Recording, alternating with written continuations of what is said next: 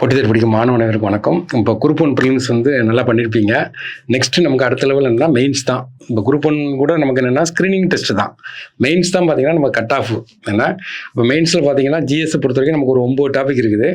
அது ஒரு 5 டாபிக் பார்த்தீங்கன்னா நமக்கு வந்து 100 மார்க்கு, ஒரு 2 டாபிக் பார்த்தீங்கன்னா 75 மார்க்கு, மிச்சம் 2 டாபிக் பார்த்தீங்கன்னா 50 மார்க் வச்சுருக்காங்க. இதில் நம்ம என்ன பண்ணுறோம்னா ஒவ்வொன்றுக்குமே நமக்கு வந்து சிலபஸை டீகோட் பண்ணுறோம். அப்புறம் ப்ரீவியஸ் இயர் கொஸ்டின் ஏன்னா 2019 நடந்திருக்கு, 22 நடந்திருக்கு, 23, 24 இதுதான் இந்த சிலபஸ் மாற்றின பிறகு நடந்தது. அந்த கொஸ்டினை நம்ம எப்படி அப்ரோச் பண்ணணுங்கிறதையும் பார்த்துட போகிறோம். இப்போ இந்த கிளாஸில் நம்ம என்ன பண்ணோம்னா ஒரு 3 பாயிண்ட் பார்க்க போகிறோம். ஒன்று சிலபஸ் டீகோடிங், பிறகு வந்து ஸ்கூல் புக்கில் வேர் டு ஸ்டடி, நெக்ஸ்ட் பார்த்தீங்கன்னா அந்த ப்ரீவியஸ் இயர் கொஸ்டினில் டிமாண்ட் ஆஃப் த கொஸ்டின் என்ன இருக்குது, கொஸ்டினில் என்ன டிமாண்ட் பண்ணுறான், அதை நம்ம எப்படி அட்ரஸ் பண்ணணும் அப்படிங்கிற மாதிரி மட்டும் பார்க்க போகிறோம். இப்போ நம்ம பார்க்குறது வந்து ஜிஎஸ் பேப்பரில் பேப்பர் 1ல் பார்த்தீங்கன்னா ஃபஸ்ட் பேப்பரில் நமக்கு என்னெல்லாம் இருக்குன்னா modern India 100 mark, socialist 100 mark, ethics 50 mark. அதில் மாடர்ன் இந்தியா பார்க்க போகிறோம். மாடர்ன் இந்தியான்னு பார்க்கும்போது நமக்கு 100 மார்க்கு, அதில் 4 கொஸ்டின் 10 மார்க்கு, 4 கொஸ்டின் 15 மார்க் எழுதணும். ஒரு கொஸ்டின் எக்ஸ்ட்ரா கொடுத்துருப்பாங்க, 5 கொடுத்து 4 எழுத சொல்லுவாங்க. அதில் சிலபஸை ஃபஸ்ட் நம்ம பார்த்துருவோம் என்னெல்லாம் கவர் பண்ணணும்னு பார்க்கும்போது அட்வென்ட் ஆஃப் யூரோப்பியன்கிறது நம்ம வரலாறுல மாடர்ன் இந்தியாவில் ஒரு முக்கியமானது. அப்போ வந்து யாரெல்லாம் வரேன்னா போர்த்துகீசியர், டச்சு, இங்கிலீஷு, டேனிஸு, ஃப்ரெஞ்சு. அப்போ அட்வென்ட் ஆஃப் யூரோப்பியன் சொல்லும்போது பிடி, இடி, எஃப் அப்படின்னு சொல்லி ஞாபகம் வச்சுக்கிறோம். இப்போ அந்த 5 பேர் வர்றாங்க. இந்த 5 பேர் எப்படி செட்டில் ஆகுறாங்க, ஏன் வர்றாங்க ஃபஸ்ட்டு, அப்போ அதுவே பெரிய கதையாக இருக்கும். அந்த மெயினாக அந்த வாசனை பொருளுக்காண்டி வருவாங்க. இந்த 5 பேர் வர்றையில் பார்த்தீங்கன்னா பிரிட்டிஷ் மட்டும் எப்படி டாமினன்ட் பண்ணி இந்தியாவில் செட்டில் ஆனா அப்படின்னு ஒரு கொஸ்டின் கேட்கலாம். என்ன இன்ஃப்ளூயன்ஸ் கொடுத்தாங்க இந்தியாவில், அவங்களுடைய தாக்கம் என்ன இருக்குது. இப்போ போர்த்துகீசியெல்லாம் பார்த்தீங்கன்னா இந்த இப்போ குரூப் ஒன் ப்ரிலிம்ஸில் கூட கேட்டிருக்கான். 2-3 பொருளை கொடுத்து எங்கேருந்து வந்தது அப்படின்னு சொல்லி கேட்குறாங்க. டொபக்கோ வந்தால் கொண்டு வரான். அந்த தாக்கம் என்ன, இம்பாக்ட் எப்படி இருந்தது, இந்த இம்பாக்ட் வந்து எக்கனாமியில் எப்படி இருந்தது, சோசியல் எப்படி இருந்துச்சு, அடுத்தது பார்த்தீங்கன்னா பாலிடிக்ஸில் எப்படி இருந்தது அப்படின்னு சொல்லி பார்க்கணும். இந்த இது எல்லாமே பார்க்குறது. அப்புறம் வந்து போர்த்துகீசியர் தான் ஃபஸ்ட்டு இந்தியாவுக்கு வர்றான், அவன் தான் கடைசி இந்தியா விட்டு போகிறான். போர்த்துகீசியர் ஏன் டிக்ளைன் ஆனாங்க அப்படிங்கிறதையும் நம்ம பார்க்குறோம். அப்புறம் இவங்கெல்லாம் எதுக்காண்டி வந்தாங்க இந்தியாவுக்குன்னு பார்க்கும்போது ட்ரேடுக்காண்டி தான் வராங்க. ட்ரேடுக்கு வந்து எப்படி அட்மினிஸ்ட்ரேட்டராக மாறுறாங்க அப்படிங்கிற மாதிரி எல்லா ஆங்கிளையும் பார்த்துருக்கோம். 5 பேருமே ஏன் வர்றாங்க, எப்படி எங்கெல்லாம் செட்டில் ஆகுறாங்க, என்னென்ன இதெல்லாம் கொண்டு வந்தாங்க, இந்தியாவில் அவங்களுடைய தாக்கம் என்ன இருக்குது, எல்லாத்தையும் டாமினேட் பண்ணி பிரிட்டிஷ் மட்டும் எப்படி வந்தான் அப்படிங்கிற மாதிரி நம்ம சிலபஸை கவர் பண்ணுறோம். 360 படித்து வச்சுக்கிறோம். அடுத்தது பார்த்தீங்கன்னா காலனிலிசம், இம்பீரியலிசம். இப்போ காலனிலிசம்னா என்ன அர்த்தம் கேட்டிங்கன்னா ஃபஸ்ட்டு பிரிட்டிஷ்காரன் தான் என்ன பண்ணுறான்னா அமெரிக்காவில் பார்த்தீங்கன்னா ஒரு 13 இடத்த பிடிக்கிறான். என்ன பிடிச்சி அவனுடைய ஆட்சிக்கு உட்பட்ட பகுதியாக மாற்றுறான். இதுதான் காலனிலிசம். டீகாலனிலிசம்னா என்னன்னு கேட்டிங்கன்னா இப்போ 1947 இந்தியா விட்டுட்டு அவன் போயிட்டான். அப்போ டீகாலனிசேஷன். அப்போ இந்த செகண்ட் வேர்ல்டு வாரில் நிறைய டீகாலனிசேஷன் நடந்துச்சு. 18th century பார்த்தீங்கன்னா நிறைய காலனிலிசம் நடந்துச்சு. அப்போ காலனிலிசம்ங்கிறது ஒரு கண்ட்ரோலில் வர்றது. இம்பீரியலிசம் அப்படின்னா என்ன அப்படி கேட்டிங்கன்னா ஒரு நாட்டை வந்து கொள்ளடிக்கிறது, எக்ஸ்ப்ளாய்ட் பண்ணுறது. இப்போ இந்தியாவை பார்த்தீங்கன்னா கொள்ளடிச்சாங்க, ஃபுல்லாகவே கொள்ளடிச்சு செட்டில் போயிட்டான், எல்லாத்தையுமே கொள்ளடிச்சு கொண்டு போயிட்டான். அப்போ எக்ஸ்ப்ளாய்ட் பண்ணுறது. இப்போ இதுவே 2க்குள்ள வித்தியாசம் கேட்கலாம். நமக்கு இந்த கீவேர்ட்ஸ் வந்து ரொம்ப இம்பார்ட்டன்ட். இப்போ பார்க்குறது ஃபுல்லாக கீவேர்ட்ஸு. ஒரு கீவேர்ட்ஸை பார்த்தோன்னே நமக்கு டக்குன்னு ஒரு 20-30 வார்த்தைகள் வந்து ஜென்ரேட் ஆகணும். அப்போ இதுக்கே நமக்கு டிஃப்ரென்ஸ் கேட்கலாம். ஏன்னா இப்போ இது பார்க்குறோம். நெக்ஸ்ட்டு பார்த்தீங்கன்னா இது ஃபுல்லாகவே பார்த்தீங்கன்னா யூரோப்பியன் வச்சு வர்ற மாதிரி இருக்கும். நெக்ஸ்ட்டு பார்த்தீங்கன்னா எப்படி எஸ்டாப்ளிஷ்மெண்ட்டு, எக்ஸ்பான்ஷன், அடுத்தது consolidation of the British rule. ஒருங்கிணைக்கப்பட்டது, இந்தியா வந்து ஒருங்கிணைக்கப்பட்டது. அப்போ எப்படி எஸ்டாப்ளிஷ், எப்படி எக்ஸ்பான்ஷன் ஆகுறாங்க. எக்ஸ்பான்ஷன் பார்த்தீங்கன்னா நிறைய வார் நடக்கும். பேட்டில் ஆஃப் மைசூர், ஏன்னா அதனுடைய அதுக்கு என்ன காசஸ்ஸு, என்ன எப்படி சக்ஸஸ் ஆனாங்க, இந்த எஸ்டாப்ளிஷ்மெண்ட் ஆனது ஒரு ஆக்சிடெண்ட்டா அல்லது ஒரு பிளான் பண்ணி தான் இந்தியாவில் எஸ்டாப்ளிஷ்மெண்ட் ஆனாங்களா, எப்படினாலும் கொஸ்டின் கேட்கலாம். அப்புறம் அவங்களுடைய கொள்கை, பாலிசி, ஏன்னா ஒரு துணைப்படை திட்டம், வெல்லஸ்லி கொண்டு வந்த துணைப்படை திட்டம், டல்கோசி கொண்டு வந்த வாரிசில்லா கொள்கை, ஏன்னா இது எல்லாமே இந்த பாலிசி ஒரு முக்கியமானது. அப்போ கன்சாலிடேஷன் எப்படி வந்தது, பிரிட்டிஷ் மட்டும் எப்படி இதை கன்சாலிடேஷன் பண்ணான்னு சொல்லி கூட கொஸ்டின் கேட்கலாம். அப்போ இந்த எஸ்டாப்ளிஷ்மெண்ட் எப்படி பிரிட்டிஷ் ஆகிறான்னு பார்க்கணும். அப்போ மெயினாக பார்த்தீங்கன்னா அவன் கல்கத்தா, மெட்ராஸு, பாம்பே மூணுலேயும் என்னென்ன மாதிரி எஸ்டாப்ளிஷ்மெண்ட் ஆகிறான். இப்போ கல்கத்தாவில் இப்படி எஸ்டாப்ளிஷ்மெண்ட் ஆகுறான். ஏன்னா பாம்பே பார்த்தீங்கன்னா ஒரு இடத்தையே பார்த்தீங்கன்னா வரதட்சணை மூலமாக வாங்குவான். சென்னை பார்த்தீங்கன்னா விலைக்கு வாங்குவான். இந்த மாதிரி மூணு எப்படி எக்ஸ்பேண்ட் ஆகிறோம் எல்லாத்தையுமே இந்த இடத்துல பார்த்து வச்சுக்கிறோம். அப்போ வந்து கொஸ்டின் வந்து முந்திலாம் பார்த்தீங்கன்னா 2013 பார்த்தீங்கன்னா டேரெக்டாக கேட்டுட்டு இருப்பாங்க. இப்போ அனாலிட்டிக்கலாக கேட்குறதுனால எதுனாலும் கேட்கலாம். எப்படி கேட்டாலும் நீங்கள் எழுதுகிற மாதிரி ஸ்கில் கொண்டு வந்துடணும். அப்புறம் early uprising against British rule.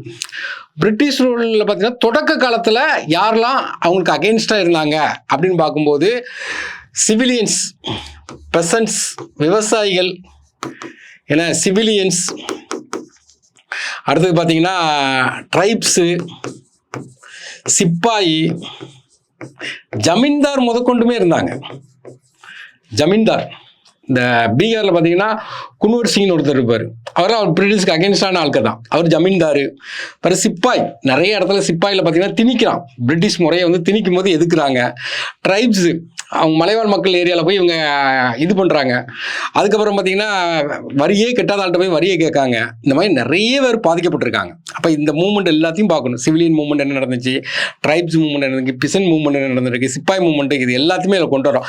இதே படிக்கும்போது மாடர்ன் ஹிஸ்ட்ரி ஆஃப் இந்தியா அப்படியே பேரலாக தமிழ்நாடையும் பார்த்துடணும். இப்போ அட்வென்ட் ஆஃப் யூரோப்பியன் பார்க்கும்போது தமிழ்நாடையும் பார்க்கணும். தமிழ்நாட்டில் எங்கெல்லாம் செட்டில் ஆகிறாங்க, எல்லா இடத்துலையும் செட்டில் ஆவாங்க. தமிழ்நாட்டில் நிறைய செட்டில்மெண்ட் இருக்குது. அப்போ அந்த செட்டில்மெண்ட் ஆகிறாங்க, எப்படி கேப்சர் பண்ணுறாங்க எல்லாத்தையும் பார்க்கணும். அதே மாதிரி ஏர்லி அப்ரைசிங் பார்த்தீங்கன்னா தமிழ்நாட்டில் பூலித்தேவர் என்ன பண்ணார், வேலுநாச்சியார் என்ன பண்ணாங்க, கட்டபொம்மன் என்ன பண்ணார், இவங்கெல்லாம் அது முன்னுக்கூட்டியே வந்து ஏர்லி அகெயின்ஸ்ட் பிரிட்டிஷ் ரூல் உள்ளவங்க. அடுத்து பார்த்தீங்கன்னா சவுத் இந்தியன் ரெபெலியன். ஏன்னா இது எல்லாருக்குமே தெரியும். திருச்சி பிரகடனம் 1799 to 1801, மருது சகோதரருடைய சிவகங்கை போராட்டம், எல்லாத்தையுமே பார்த்து வச்சுக்கணும். இது எல்லாமே அப்போ பேரலாக இந்தியாவையும் பார்க்குறோம், தமிழ்நாடையும் பார்க்குறோம். அதே அழகாக அவன் கொடுத்துட்டான் பாருங்க, எப்படி கொடுக்காம பாருங்க. வெள்ளூர் கழகம், ஏன்னா சிப்பாய் கழகம். அப்போ வெள்ளூர் கழகம் ஏன்னா 1806 இந்த தடவை கூட கொஸ்டின் கேட்டிருந்தாங்க. ஏன்னா சிப்பாய் கழகத்தின் முன்னோடி வெள்ளூர் கழகம் ஆராயன்னு சொல்லிடுவாங்க. அப்போ இந்த வெள்ளூர் கழகத்தை பற்றி நல்லா கேட்கணும். இதை பொறுத்தவரைக்கும் நம்ம எப்படி படிக்கணும், ஒரு கழகத்தை படிக்கும்போது அந்த கழகம் உருவாகிறதுக்கு காசஸ் என்ன, பிகினிங் எப்படி ஸ்டார்ட் ஆச்சு, ஏன்னா அதை லீட் பண்ணது யாரு, எந்த இடத்துல நடந்துச்சு, அதை லீட் பண்ணது யாரு, ஏன்னா அது எப்படி சப்ரஸ் ஆச்சு, ஏன் சப்ரஸ் ஆச்சு, இந்த மாதிரி கேட்பாங்க. இப்போ இந்த சிப்பாய் கழகம்லாம் முடிஞ்ச உடனே வெள்ளையர்கள் மத்தியிலே ஒரு கழகம் ஏற்படும், ஒயிட் முட்னி. சிப்பாய் கழகம் முடிஞ்ச உடனே பார்த்தீங்கன்னா விக்டோரியா மகாராணி பேரறிக்கை வரும் 1858. இப்போ இது எல்லாத்தையும் பார்க்கணும், ரெண்டையும் கம்பேர் பண்ணி பார்க்குறோம். இதே கொஸ்டினை காட்டுருவான், வெள்ளூர் கழகம் சிப்பாய் கழகம் ஒப்பிடுங்க அப்படின்னு சொல்லி கொஸ்டின் கேட்டுருவாங்க. இது அனாலிட்டிக்கல். அப்போ அந்த மாதிரி பார்க்குறோம். இது எல்லாமே பார்த்தீங்கன்னா மாடர்ன் இந்தியாவில் கவர் பண்ணக்கூடிய டாபிக்ஸ். நெக்ஸ்ட் பார்த்தீங்கன்னா நம்ம இந்தியன் நேஷனல் மூவ்மெண்ட்டுக்கு வந்துருந்தோம்.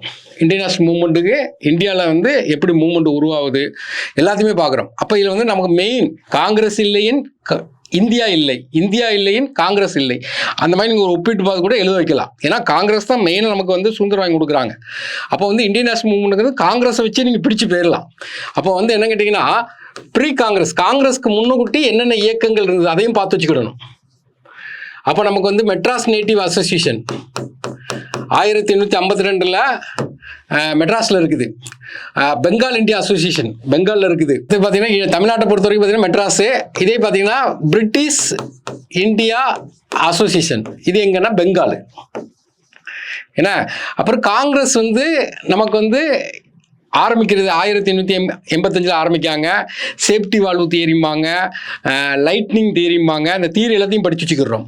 அப்புறம் எப்படி ஃபார்ம் பண்ணுறாங்க, எதுக்கு ஃபார்ம் பண்ணாங்க, அதில் உள்ள தியரி, இது எல்லாத்தையும் பார்த்து வச்சுட்டு அப்புறம் காங்கிரஸ் ஆரம்பித்த பிறகு போஸ்ட் காங்கிரஸ் எப்படி இருந்தது, காங்கிரஸ்க்கு அப்புறம் எப்படி இருந்துச்சு, அதை தான் அடுத்த லைனில் கொடுக்குறான். Moderate period. அப்போ மாடரேட் பீரியடுன்னு சொல்லும்போது 1885 ஆரம்பித்து 1905 வரைக்கும் மாடரேட் பீரியட். எக்ஸ்ட்ரீமிஸ்ட் பீரியடு 1905 1919 வரை பார்க்குறோம். அப்புறம் காந்திய நேரம் ஆரம்பிச்சிடும் 1917 1947 வரை. அப்போ டெரரிசம் பீரியடு, டெரரிசங்கிறத ரெண்டாக பிரிக்கலாம். 1902 1916 வரை, 1925 1932 வரை. இது ஃபேஸ் 1ன்னு வச்சுக்கலாம், இது ஃபேஸ் 2ன்னு வச்சுக்கலாம்.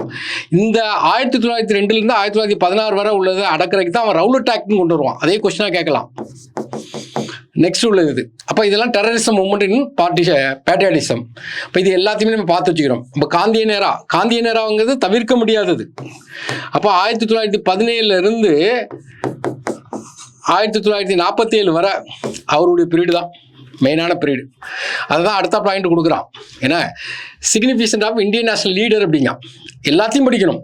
தாகூர், ஏன்னா தாகூருங்கிறது முக்கியமான ஆள், ஏன்னா பயங்கர நாணி. ஏன்னா அவர் ஆக்சுவலாக பார்த்தீங்கன்னா இந்தியாவுக்கும் தேசிய கீதம் அவர் தான் எழுதுறாரு, வங்கதேசத்துக்கும் அவர் தான் தேசிய கீதம் எழுதுறாரு. இப்படி கூட கேட்கலாம், காந்தியையும் தாகூரையும் ஒப்பிடுங்க அப்படிம்பாங்களாம். அப்போ காந்தி என்னன்னு கேட்டிங்கன்னா ஒரு ஆன்மீகத்தில் ஈடுபாடு உள்ள ஆள். தாகூர் சயின்டிஸ்ட்டை நம்பக்கூடிய ஆள். தாகூர் பேசக்கூடியதில் இன்டர்நேஷ்னல் லெவலில் இருக்கும், ஆனால் காந்தி பேசுகிறது நேஷனலிஸ்ட் லெவலில் இருக்கும். இப்படி ஒப்பிட்டு கூட எழுதணும். அப்புறம் அதனால் காந்தியை பற்றி நல்லா படித்து வச்சுக்கணும்.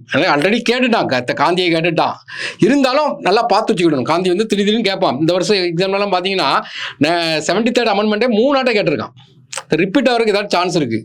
அப்போ தாகூரை பற்றி ஃபுல்லாக படிச்சுட்டு நல்லா படித்து வச்சுக்கிடணும். அப்புறம் மௌலானா அபுல் கலாம் ஆசாத்தை பற்றி படித்து வச்சுக்கிறோம். First education minister. இப்போ எல்லாருமே பாகிஸ்தான் போகும்போது ஒரு போகாமல் இந்தியா கூட ஹோல்டு பண்ணியிருக்காரு. அவருடைய எல்லாத்தையுமே பார்த்து வச்சுக்கிறோம். அப்புறம் காந்தி அவரை விடவே முடியாது. ஏன்னா நம்ம இந்திய தேசிய இயக்கம் காந்தியில் தான் ஆரம்பிக்குது. ஏன்னா காந்தி இல்லைன்னா எப்படி இருக்குன்னு நம்ம நினச்சி கூட பார்க்க முடியாது. அது கூட கேட்கலாம், காந்தி இல்லை எனில் சுதந்திரம் எப்போ கிடச்சிருக்குன்னு கூட கொஸ்டின் கேட்கலாம், என்னன்னாலும் கேட்கலாம்.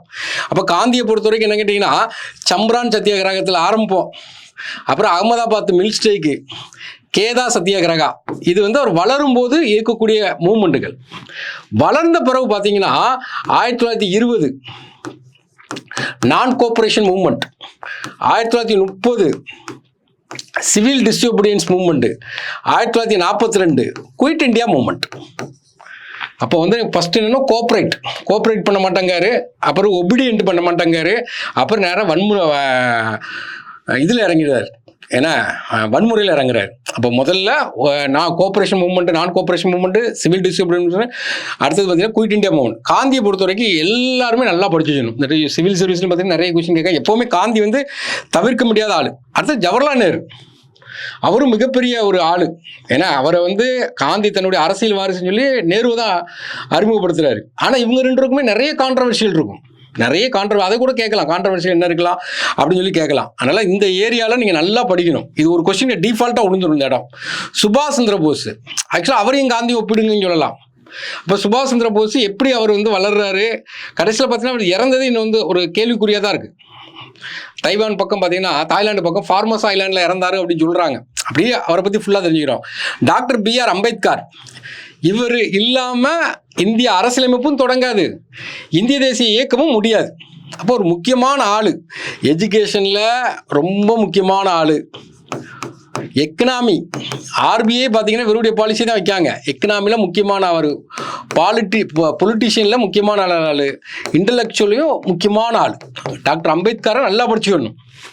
அடுத்த வல்லபாய் பட்டேல், இவர் தான் இந்தியாவை ஒருங்கிணைக்கிறார். இது ஏற்கனவே கேட்டுட்டாங்க, கொஸ்டின் கேட்டுட்டாங்க. இருந்தாலும் அவருடைய பாலிசி பார்த்தீங்கன்னா பிளட் அண்ட் அயன் பாலிசி அப்படிம்பாங்க. எதுக்குமே விட்டு கொடுக்க மாட்டார். அதனால தான் இந்தியா ஒருங்கிணைக்கப்பட்டது. அப்போ இதில் பார்த்தீங்கன்னா இந்த ஒரு 7 பேரை கொடுத்துருக்காங்க. ஆல்ரெடி மகாத்மா காந்தி 2 தடவை கேட்டான், அடுத்தது பார்த்தீங்கன்னா பட்டேலை கேட்டான், ஜவஹர்லால் நேரு கேட்டாங்க. மிச்சத்தை நம்ம படித்து வச்சுக்கணும், அதையும் படித்து வைக்கணும். 7 பேர் கொடுத்துருக்காங்க. இதில் அதர்ஸுங்கிற ஒரு வார்த்தை கொடுக்கல. ஆனால் தமிழ்நாடு இது பார்த்தீங்கன்னா தமிழ்நாட்டில் பார்த்தீங்கன்னா அதர்ஸ்னு ஒரு வார்த்தை கொடுத்துருக்கான். அப்போ நம்ம நிறைய பேரை படிக்க வேண்டியது இருக்கும். அப்போ சிலபஸை நல்லா டீகோட் பண்ணிடணும். ஒரு ஆளுக்கு ரொம்ப இம்பார்ட்டன்ட்னா சிலபஸும் ப்ரீவியஸ் இயர் கொஸ்டின் தான். அடுத்தது இது டிஃபால்ட்டாக கொஸ்டின் கேட்டுருவாங்க. Constitutional development in India from 73 to 1950. அப்போ என்னென்ன ஆக்ட் வருதுன்னா, ஃபஸ்ட்டு ஈஸ்ட் இந்தியா கம்பெனிக்கான ஆக்ட் போடுறான், 1773 ஆக்ட். அப்புறம் 1793 ஆக்ட், அடுத்தது 1813 ஆக்ட், அடுத்தது 1833 ஆக்ட், 1853 ஆக்ட். அப்போ ஃபஸ்ட்டு ரெகுலேஷன் ஆக்ட் போடுறாங்க, அப்புறம் சார்ட்டர் ஆக்ட் போடுறாங்க. எல்லா ஆக்டுக்குமே என்ன பண்ணால் அதனுடைய ப்ரொவிஷன் என்னன்னு படித்து வச்சுக்கிடணும். ஏன் அது அந்த ஒரு ஆக்ட் வருதுன்னா எதுக்கு வருது, அதனுடைய பேக்ரவுண்ட் என்னன்னு சொல்லி படித்து வச்சுக்கணும். அதில் பயன்படுத்தக்கூடிய வார்த்தைகள் எல்லாத்தையும் படித்து வச்சுக்கணும், கீவேர்ட்ஸ் எல்லாத்தையும் படித்து வச்சுக்கணும். அப்புறம் அந்த ஆக்ட் எதை அட்ரஸ் பண்ணுதுங்கிறத படித்து வச்சுக்கிடணும். ஆனால் என்ன ஆக்ட் கொண்டு வந்தாலும் இந்தியன் மக்கள், அது காங்கிரஸாக இருக்கட்டும், முஸ்லீம் லீக் அதை அக்செப்ட் பண்ணவே மாட்டாங்க. அப்போது ஏன் அக்செப்ட் பண்ணலை, ஒய் நாட் அக்செப்ட் அப்படிங்கிறத படித்து வச்சுக்கிடணும். இப்போ பிரிட்டிஷ் கொண்டு வர ஆக்ட் 1861, ஏன்னா 1892, 1909, 1919, 1935, 1947, இது எல்லாமே படிக்கணும். அதான் இல்லை கண்டிப்பாக டிஃபால்ட்டாக ஒரு கொஸ்டின் கேட்டுருவான். அடுத்து நெக்ஸ்ட் பார்த்தீங்கன்னா second world war and final phase of independence struggle. Second world வார்ங்கிறது நமக்கு இயர் தெரியும், 1939 45 வரை. செகண்ட் வேர்ல்டு வார் ஸ்டார்ட் பண்ணும்போதே இந்தியா காங்கிரஸ் வந்து ரிசைன் பண்ணிட்டு போயிடுவாங்க. ஏன்னா ரிசைன் பண்ணிட்டு போயிடுறாங்க. அங்கேருந்தே நீங்கள் படிக்கணும். அங்கேருந்து என்ன படிக்கணும், லாகூர் ரெசல்யூஷன். பாகிஸ்தான்காரன் தனிநாடு கேட்குறாங்க. லாகூர் ரெசல்யூஷன் 1940. சிஆர் ஃபார்முலாவை படிக்கிறோம், வேவுல் பிளானை படிக்கிறோம், சிம்லா பிளான் படிக்கிறோம், மவுண்ட் பேட்டன் பிளானை படிக்கிறோம். என்ன அப்புறம் காங்கிரஸ் எல்லாத்தையுமே அதில் வரக்கூடிய எல்லாத்தையுமே படிச்சுக்கிறோம். இது எல்லாமே இந்த இதில் படிக்கக்கூடிய ஒரு முக்கியமான ஏரியா. அடுத்து பார்ட்டிஷன் ஆஃப் இந்தியா. இந்திய பிரிவினை தவிர்க்க முடியாதது ஏன்னு கேட்கலாம். இந்தியா பிரிவினை ஆகும்போது காந்தி வந்து கையேறு நிலையாக இருந்தால் அவரால் ஒன்றும் செய்ய முடியாத நிலைமைக்கு இருந்தார். அப்போ அது ஏன்னு சொல்லி கேட்கலாம். அப்போ ஏன் அக்செப்ட் பண்ணாங்க கூட கேட்கலாம். பிரிவினை வந்து அக்செப்ட் பண்ணவே இல்லை, மவுண்ட் பேட்டன் பிளான் வந்து அக்செப்ட் பண்ணுறாங்க, ஏன் வந்து அக்செப்ட் பண்ணாங்க, இந்த மாதிரி பல ஆங்கிளில் படித்து வச்சுக்கிடணும். அதாவது நம்மளை பொறுத்த வரைக்கும் என்னென்னா டெப்த்து தேவையே இல்லை, ரொம்ப டெப்த்தாக படிக்கணும் இல்லை. வாட் இஸ் வாட், ஒவ்வொரு சிலபஸில் உள்ள ஒவ்வொரு கீவேர்டுக்கும் என்னென்ன அர்த்தம் இருக்குது, எப்படி எப்படி படிக்கணுங்கிறத பார்த்து வச்சுக்கிறோம். நெக்ஸ்ட் பாருங்க, அடுத்தது மாடர்ன் ஹிஸ்ட்ரி ஆஃப் இந்தியா. அதே தான் ரோல் ஆஃப் தமிழ்நாடு. இவ்வளோ நேரம் பார்த்தீங்கன்னா இந்தியாவை பார்த்துட்டோம், அடுத்து தமிழ்நாடுக்கு வரும். தமிழ்நாட்டில் பர்சனாலிட்டி ஃபிகர் கொடுக்குறாங்க. சுப்பிரமணிய சிவா, சுப்பிரமணிய பாரதியார், வ.உ.சி., ராஜகோபாலாச்சாரியார், தந்தை பெரியார், காமராஜர் அண்ட் அதர்ஸ்ன்னு கொடுத்துட்டா பாருங்க கடைசியை. அதனால தான் மதுரை காந்தினா யாருன்னு சொல்லி கேட்குறாங்க. அப்போ அந்த அளவுக்கு வந்து கொஸ்டின் கேட்காங்க. அப்போ இதில் நம்ம என்ன படிக்கணும் அப்படின்னு கேட்டிங்கன்னா, இவங்க எல்லாத்தையும் பற்றி பேசிக் டேட்டா தெரிஞ்சு வச்சுக்கணும் ஃபஸ்ட்டு. ஆனால் நீங்கள் டிஎன்பிஎஸ்சி படிக்கிற எல்லாருமே என்ன பண்ணுங்கன்னா பேசிக் டேட்டா தெரிஞ்சு வச்சுருப்பீங்க. ஆனால் அதை டெவலப் பண்ணி 250 வார்த்தை எழுதணும்ல. ஒவ்வொரு கொஸ்டினுக்குமே 250 வார்த்தை எப்படி எழுதணும் நம்ம ஐடென்டிஃபிகேஷன் பண்ணணும். அப்போ பேசிக் டேட்டா வச்சு இப்போ நேரு பிறந்தார், 889 பிறந்தார், அலகாபாத்தில் பிறந்தார், இதை வச்சு நீங்கள் இப்படி 250 வார்த்தை எழுத முடியும். அப்போ வந்து பேசிக் டேட்டா மட்டும் உதவாது. அவர் எதுக்காண்டி குரல் கொடுக்குறாரு, வாய்ஸஸ்லாம் பார்த்து வச்சுக்கிறோம். அப்புறம் அவர் ஏதாவது மேகசின் நடத்தியிருந்தாங்க, அந்த மேகசினை வச்சு பார்த்து வச்சுக்கிறோம். அப்புறம் ஏதாவது மூவ்மெண்ட் பண்ணியிருப்பாங்க. இப்போ காந்தியை பொறுத்த வரைக்கும் சொல்கிறோம்ல, civil disobedience movement, non cooperation movement, quit India movement, அந்த மூவ்மெண்ட்டை பார்த்து வச்சுக்கிறோம். அப்புறம் அவங்க ஏதாவது கான்ட்ரிபியூஷன் பண்ணியிருப்பாங்க, எங்கேயாவது ஸ்கூல் கட்டியிருப்பாங்க. இப்போ ராஜாராம் மூவ்மெண்ட்டாக இருக்கட்டும், யாரோ ஒரு ஆள். அப்புறம் அவங்களுடைய ஐடியாலஜி என்ன, லெஃப்டிசமா ரைட்டிசமா, அவங்களோட ஐடியாலஜி என்ன, எல்லாத்தையும் பார்த்து வச்சுக்கிடணும். இப்போ தமிழ்நாட்டை பொறுத்த வரைக்கும் பார்த்தீங்கன்னா நீல் ஸ்டாட்யூ அகட்டினாங்க, அதை வச்சு கேட்கலாம். பாரத மாதா சங்கம், தமிழ்நாட்டை பொறுத்த வரைக்கும் ஃப்ரீடம் ஸ்ட்ரகிளில் என்னென்ன பண்ணாங்க ஃபுல்லாகவே நம்ம நினைக்கிறோம் படிக்கிறோம். அடுத்து கொண்டு வரான், திரும்ப பிரிட்டிஷ்க்கு வரான். Impact of British rule in socio economic affairs. இது வந்து சாலிடாக கொஸ்டின் கேட்கான். பிரிட்டிஷ் ரூல்னால சொசைட்டி எப்படி பாதிக்கப்பட்டது, பொருளாதாரம் எப்படி பாதிக்கப்பட்டது. சொசைட்டியில் பார்த்தீங்கன்னா நிறைய கொண்டு வரான். சதியை ஒழிக்கிறான், விடோரி மேரேஜ் கொண்டு வரான். அப்போ இதெல்லாம் இந்தியாவில் வந்து மூட நம்பிக்கையாக இருந்துச்சு. ஆனால் பிரிட்டிஷ்காரன் ஒழிச்சு என்ன பண்ணுறாங்க கேட்டிங்கன்னா, அதை மாற்றினாலும் அவனுமே ஒரு சுயநலம் தான். இதெல்லாம் இது பண்ணாலும் நம்மளை பெரியாள நினைப்பான் அப்படின்னு நினைக்காங்க. பிறகு எஜுகேஷன் பாலிசி கொண்டு வரான். உள்ள வெர்னாக்குலர் ப்ரெஸ் ஆக்ட் கொண்டு வரான். ப்ரெஸ்ஸு, பத்திரிகை சுதந்திரம். ஏன்னா பெங்கால் கெசட் முத கொண்டு வரான். அதுவே பார்த்தீங்கன்னா பிரிட்டிஷுடைய அந்த ஆளுமையுடைய கரப்ஷனை காட்டுறதுக்கு தான் கொண்டு வரான். அவனுக்காண்டி தான் கொண்டு வரான். சாரதா ஆக்ட் கொண்டு வரான். கல்யாணத்துக்கு ஏஜ் ஃபிக்ஸ் பண்ணுறாங்க. அப்போ இது எல்லாமே பார்க்குறோம். ஏன்னா இது எல்லாமே சமுதாயத்தில் எப்படி இராணுவத்தில் பார்த்தீங்கன்னா சுபைதார் வரைக்கும் தான் போக முடியும் இந்தியன்ஸு. இது எல்லாமே நம்ம கொண்டு வரோம். அதுக்கப்புறம் பார்த்தீங்கன்னா பொருளாதாரத்தில் என்ன பண்ணனா, அவன் மெயின் வேலை வந்து சுரண்டல் தான், எக்ஸ்ப்ளாய்டேஷன் தான். இதை தான் இந்த போன தடவை பார்த்தீங்கன்னா நோபல் பிரைஸ் பொருளாதாரத்துக்கே வாங்கினாங்க. பிரிட்டிஷ்காரன் தான் இந்தியாவையும் காலனைசேஷன் பண்ணுறான், ஆஸ்திரேலியாவும் காலனைசேஷன் பண்ணுறான். ஆனால் இந்தியா வந்து கீழே இருக்குது, ஆஸ்திரேலியா ரிச்சாக இருக்குது. காரணம் என்னன்னா, பிரிட்டிஷ்காரன் இந்தியாவை ஃபுல்லாக சுரண்ட மட்டும் தான் செஞ்சான், இங்கே செட்டில் ஆகலை. ஆனால் ஆஸ்திரேலியாவில் பார்த்தீங்கன்னா செட்டில் ஆகவும் செஞ்சான். அப்போ செட்டில் ஆகும்போது என்ன பண்ணுவாங்க கேட்டிங்கன்னா, அவனுடைய மணி எல்லாம் நிறைய எக்ஸ்பெண்டிச்சர் கொடுப்பான். பண்ணும்போது டெவலப் ஆகும், இன்ஃப்ராஸ்ட்ரக்சர் டெவலப் ஆகும். இப்போ இன்ஃப்ராஸ்ட்ரக்சரை பொறுத்த வரைக்கும் ரயில்வே கொண்டு வந்தானே, ரயில்வே கொண்டு வந்தால் அவனுடைய ட்ரேடு பர்பஸ்க்காண்டி கொண்டு வந்தான். நம்ம நல்லா இருக்குன்னு கொண்டு வரல. ஆக்சுவலாக பார்த்தீங்கன்னா எப்போவுமே இதில் வந்து பட்ஜெட்டில் சொல்லுவாங்க டெஃபிசிட் பட்ஜெட்பாங்க, பற்றாக்குறை நிதியாக்கம் அப்படிம்பாங்க. ஆனால் பிரிட்டிஷ்காரன் ஃபுல்லாகவே சர்ப்ளஸ் பட்ஜெட் தான் போட்டிருக்கான். சர்ப்ளஸ் பட்ஜெட் ஏன் போட்டான்னு கேட்டிங்கன்னா, ஃபுல்லாக பார்த்தீங்கன்னா அந்த சினிமாவில் ஃபுல்லாக லாபம் தான் இருக்குது, லாபத்தை ஃபுல்லாக அவன் இடத்துக்கு கொண்டு போயிட்டான். இங்கே செலவு பண்ணவே இல்லை, இப்போ ஃபுல்லாக சுரண்டி இருக்கான். அதை தான் நம்ம சொல்கிறாங்க. நம்ம இதில் பார்த்தீங்கன்னா இந்த ட்ரெயின் தியரி அப்படின்னு சொல்லி பார்ப்போம், ஏன்னா பிரெயின் ட்ரெயின் தியரி. அப்புறம் பார்த்தீங்கன்னா ஃபுல்லாக அவன் எக்ஸ்ப்ளாய்டேஷன் எப்படி பண்ணுறாங்க கேட்டிங்கன்னா மிஷின் மேடு. இப்போ நம்ம ஊரை பொறுத்த வரைக்கும் பார்த்தீங்கன்னா ஃபஸ்ட் நம்ம ஊரில் பார்த்தீங்கன்னா ஃபினிஷ்டு குட்ஸை முதல்ல வாங்கிட்டு இருந்தான். அப்புறம் ரா மெட்டீரியல் வாங்கிட்டு போய் அங்கே போய் ஃபினிஷ்டு குட்ஸை மாற்றி திரும்ப இந்தியாவில் வந்து விற்கான் மிஷின் மேடு. நம்ம 5 ரூபா விற்க வேண்டிய பொருள் நம்ம 50 ரூபா விற்க முடியும். இப்போ மிஷின் மேடை தான் எல்லாரும் வாங்குவாங்க. இப்போ மிஷின் மேடு ரூரல் எக்கனாமியே அழிச்சிட்டான். ரூரல் எக்கனாமியை என்ன செஞ்சான், அழிச்சிட்டான். அப்போ இது எல்லாமே பார்த்தீங்கன்னா அவனுடைய எக்கனாமிக்கில் பொருளாதாரத்தில் நம்மளை எப்படி இது பண்ணான், இது வந்து கொஸ்டின் கேட்டுகிட்டே இருக்காங்க. அப்போ வந்து அவனுடைய உருவாக்குனா நம்மகிட்ட வந்து ஃபெமின் பஞ்சத்தை உருவாக்குனா பாவர்ட்டியை ஸ்டாண்ட் பண்ணி விட்டான். இதுதான் அவனுடைய முக்கியமானது. நெக்ஸ்ட்டு தேசிய மறுமலர்ச்சி இயக்கம். தேசிய மறுமலர்ச்சி இயக்கங்கிறது அதில் நிறைய ரீஃபார்ம் பார்ப்போம். ரீஃபார்ம், ரிவியூவல் அப்படிம்பாங்க. ஏற்கனவே இருக்கிறத மறுமலர்ச்சி பண்ணாங்கன்னு வச்சுங்க ரிவியூவல். ரீஃபார்ம்னா புதுசாக அறிமுகப்படுத்துது. அப்போ சோசியோ ரிலீஜியஸ் ரீஃபார்ம் போன்ற ராஜா ராம்மோகன் ராய், பிரம்ம சமாஜ் ஆரம்பித்தது, நிறைய இயக்கங்கள் இருக்குது. ஏன்னா பிறகு சுத்தி இயக்கம், அதே மாதிரி இந்தியா லெவலில் பார்க்கும்போது தமிழ்நாட்டிலையும் பார்த்தீங்கன்னா சுத்த சன்மார்க்க சங்கம், வைகுண்ட ஐயர் உடைய இயக்கம், இது எல்லாத்தையும் ஏன்னா ராஜா ராமோகன் எல்லாமே எல்லா இயக்கத்தையும் படிச்சு இது வரைக்கும் கொஸ்டின் கேட்கல, திடீர்னு கேட்டுருவாங்க. அடுத்தது social reform and educational reform. Education reform வந்து பிரிட்டிஷ்கார் எப்படி கொண்டு வந்தாங்க, மெக்காலே மினிட்ஸ், அது ஆல்ரெடி கொஸ்டின் கேட்டாங்க. மெக்காலே மினிட்ஸ் என்ன பண்ணியிருந்தாங்க, அப்புறம் சார்ட்டர் கமிட்டி என்ன சொன்னாங்க, எல்லாத்தையுமே படிக்கணும். ராயல் கமிஷன் என்ன சொல்லியிருக்காங்க, டெஸ்ட் பேஜ் என்ன சொன்னாங்க, இது எல்லாத்தையும் எடுத்து படிக்கணும். இதான் நமக்கு சிலபஸ் கொடுக்குறான். அப்போ இது எல்லாமே பிரிட்டிஷை வச்சு சார்ந்து வரக்கூடியது. அடுத்தப்பறம் நம்ம தமிழ்நாட்டுக்கு வர்றான் பாருங்க, இதுல இருந்து கண்டிப்பாக ஒரு கொஸ்டின் விழுந்துடும். சோசியல் ஜஸ்டிஸ் ஐடியாலஜின்னு தமிழ்நாடு. இந்த சோசியல் ஜஸ்டிஸ் இடஒதுக்கீடாக இருக்கணும் எல்லாமே பார்த்தீங்கன்னா தமிழ்நாடு தான் முன்னிலையில் இருக்கும். அடுத்து ஜஸ்டிஸ் பார்ட்டியை கொண்டு வரான். ஆர்ஜின் எப்படி தொடங்கினாங்க, எப்படி வளர்ந்தது, க்ரோத்து எப்படி அழிஞ்சிச்சு, அதோட அச்சீவ்மெண்ட் என்ன, இதெல்லாம் டிஃபால்ட்டாக கொஸ்டின் இருக்கும். அடுத்தது socio political movement and it's achievement after justice party. Justice பார்ட்டிக்கு அப்புறம் எப்படி டெவலப் ஆனாங்க. அடுத்து India since independence. India since independence prime minister அடிப்படையில் நீங்கள் படிக்கணும். ஜவஹர்லால் நேரு என்னென்னலாம் பண்ணார், லால் பகதூர் சாஸ்திரி என்னெல்லாம் பண்ணாங்க, இந்திரா காந்தி என்னெல்லாம் பண்ணாங்க, அப்படியே அந்த பிரைம் மினிஸ்டர் மொராஜி தேசாய் என்னெல்லாம் பண்ணாங்க, ராஜீவ்காந்தி என்னெல்லாம் பண்ணார், அந்த பிரைம் மினிஸ்டர் அடிப்படையில் பொருளாதாரத்தில் என்ன பண்ணாங்க, ஸ்கீம் என்ன கொண்டு வந்தாங்க, சயின்ஸில் என்ன பண்ணாங்க, அது எல்லாத்தையும் அந்த அடிக்கணும். அவங்களோட ஃபாரின் பாலிசி என்னெல்லாம் இருக்குது. இப்போ ஃபாரின் பாலிசியுடைய தந்தை யார் சொல்லுவாங்கன்னா நரசிம்மராவை சொல்லுவாங்க. 91 96 பிரைம் மினிஸ்டராக இருப்பார்.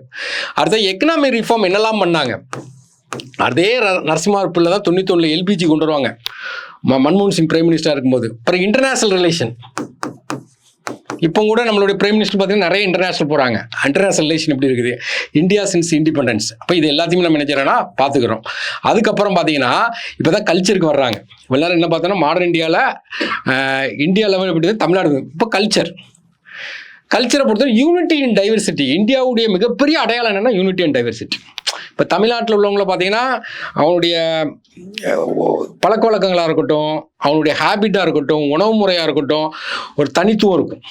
மலையாளி கேரளாவில் போய் பார்த்தீங்கன்னா அவனுக்குன்னு ஒரு தனித்துவம் இருக்கும். 28 மாநிலம் இருக்குது, 8 யூனியன் பிரதேசம், ஒவ்வொரு மாநிலத்துக்கும் தனித்துவம் இருக்கும். ஆனால் எல்லாருக்கும் பார்த்தீங்கன்னா ஒரு யூனிட்டி இருக்கும். அதை தான் யூனிட்டி அண்ட் டைவர்சிட்டிங்க. அப்போ ரேஸு நிறத்தில் எப்படி இருக்காங்க, லாங்குவேஜில் எப்படி இருக்காங்க, ரிலீஜனில் எப்படி இருக்காங்க, கஸ்டம்ஸ் ரிச்சுவல் எல்லாத்துலையும் எப்படி பல வேறுபாடுகள் இருந்தாலும் எப்படி தனித்துவமாக இருக்காங்க அப்படிம்பாங்க. சுதந்திரங்க அடையும் போது எல்லாருமே விமர்சனம் பண்ணாங்க. இந்தியா வந்து தனித்தனி நாடாக உடஞ்சிருமாங்க. அதாவது ஒரு நெல்லிக்கனி மூடை போல் அப்படிம்பாங்க. ஒரு மூடையை வந்து நெல்லிக்காவாக வச்சு ஒரு மூடையில் கொண்டு போகிறோம், திடீர்னு மூடை அவுந்துட்டு வச்சுக்க நெல்லிக்காய் அங்கன்னு செதறிடும், அதேமாதிரி உடஞ்சிரும் அப்படிம்பாங்க. ஆனால் இன்னும் வரைக்கும் உடையாமல் இருக்கிறது யூனிட்டி அண்ட் டைவர்சிட்டி. அடுத்து India is a secular state. Fundamental ரைட்ஸ்லேருந்தே அடிச்சிடணும். இந்தியாவுடைய அடையாளம் என்னென்னா செக்குலார் ஸ்டேட். இப்போ பாகிஸ்தான் வந்து ஒரு அடையாளம் என்ன கேட்டிங்கன்னா அது ஒரு முஸ்லீம் ஸ்டேட். நம்ம மத சார்பற்ற நாடு. அதுக்காண்டி மதத்துக்கு அகென்ஸ்டான நாடு கிடையாது. எல்லா மதமும் ஒன்று அப்படிங்கிறது. அப்புறம் organisation for fine arts, dance, music, அதில் இருந்தெல்லாம் நமக்கு வந்து எல்லாமே நமக்கு எத்திக்ஸ் புக்கில் வரும். சிலபஸில் வர்றதை நம்ம என்ன செய்யறோம்னா பார்த்துக்கிறோம். இது போக ஆர்கனைசேஷன்லாம் எடுத்து நம்ம படிச்சுக்கணும். லலித் கலா அகாடமி எல்லாத்தையும், அந்த ட்ராமா, மியூசிக்கு, கல்ச்சுரல், இது எல்லாமே. அப்புறம் நேஷனல் சிம்பிள் என்ன, தேசிய கீதம் என்ன, தேசிய சாங் என்ன, தேசிய பாடல் என்ன, தேசிய ஃப்ளவர் என்ன, அது எல்லாத்தையும் நல்லா பார்த்து வச்சுக்கிறோம். ஏன்னா 2ஆட கொஸ்டின் கேட்டான். எமினன்ட் பர்சனாலிட்டி இன் கல்ச்சுரல் ஃபீல்டு. இப்போ பார்த்தீங்கன்னா சாகிர் ஹுசேன் ஒருத்தர் இப்போ தபலா வாசிக்கிறவர் இறந்துட்டார். இப்போ அதை வச்சு ஒரு கொஸ்டின் கேட்கலாம்.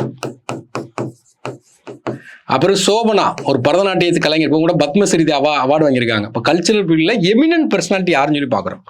அப்புறம் லேட்டஸ்ட் ஹிஸ்டாரிக்கல் ரிசர்ச் டெவலப்மெண்ட் இன் தமிழ்நாட்டில் உள்ள ஹிஸ்டாரிக்கல் ரிசர்ச். அப்போ என்ன பார்க்கலாம், கீழடி, இப்போ நிறைய பட்ஜெட்டில் அனௌன்ஸ் பண்ணியிருக்காங்க, சிவகலை, இது எல்லாத்தையும் படித்து வச்சுக்கிறோம். ஒரு கொஸ்டின் வந்து விழுந்துடும். இப்போ இது வந்து என்ன கேட்டிங்கன்னா சிலபஸ். அப்போ சிலபஸ் எப்படி பிரிச்சிருக்காங்க கேட்டிங்கன்னா, ஃபுல்லாக இந்தியா லெவலில் மாடர்ன் ஹிஸ்ட்ரி எப்படி இருக்குது, தமிழ்நாட்டு லெவலில் எது படித்தாலுமே இந்தியா ஆங்கிலையும் படிக்கணும், தமிழ்நாடு ஆங்கிலையும் படிக்கணும். தமிழ்நாட்டில் உள்ள மாடர்ன் ஹிஸ்ட்ரி எப்படி இருக்குன்னு பார்க்குறோம். அதுக்கப்புறம் கல்ச்சரில் என்ன கேட்டால் எமினன்ட் பர்சனாலிட்டி, கல்ச்சரில் எப்படி இருக்காங்க, இந்த இன்ஸ்டியூஷன், லலித் கலா அகாடமி, இந்த சாகித்ய அகாடமி, இந்த இன்ஸ்டியூஷனுக்குள்ளே நம்ம நினைக்கிறோம் பார்த்து வச்சுக்கிட்டோன்னா, அப்புறம் பார்த்தீங்கன்னா இந்தியாவில் தமிழ்நாட்டில் உள்ள லேட்டஸ்ட்டு எக்ஸ்காவேஷன் என்னெல்லாம் இருக்குன்னு பார்த்தோன்னா இந்த ஏரியா கவர் ஆகும். அப்போ நம்ம என்ன கேட்டிங்கன்னா, இப்போ சிலபஸை ஃபுல்லாக டீகோட் பண்ணுற ஒரு வார்த்தையும் நம்ம விடலை. இந்த எல்லா வார்த்தையும் படிச்சுட்டு அதில் மோஸ்ட் ஃபேவரான வார்த்தை எதுன்னு பார்க்கணும். எந்த இடத்துல இருந்து அதிகமாக கொஸ்டின் கேட்கான் அந்த இடத்துக்கு அழுத்தம் கொடுத்து படிக்கணும். அது நமக்கு எப்படி தெரியுங்கன்னா ப்ரீவியஸ் இயர் கொஸ்டினில் தெரியாத பார்ப்போம்.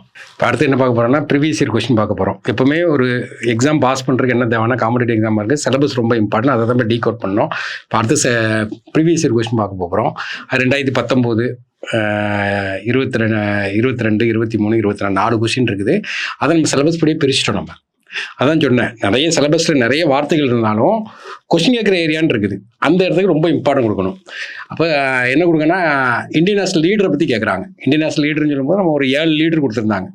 காந்தி, நேரு, சுபாஷ் சந்திர போஸ், டாக்டர் அம்பேத்கர், தாகூர், மௌலானா அபுல் கலாம் ஆசாத், வல்லபாய் பட்டேல். அப்போ ஒரு 7 பேர் இருக்காங்க.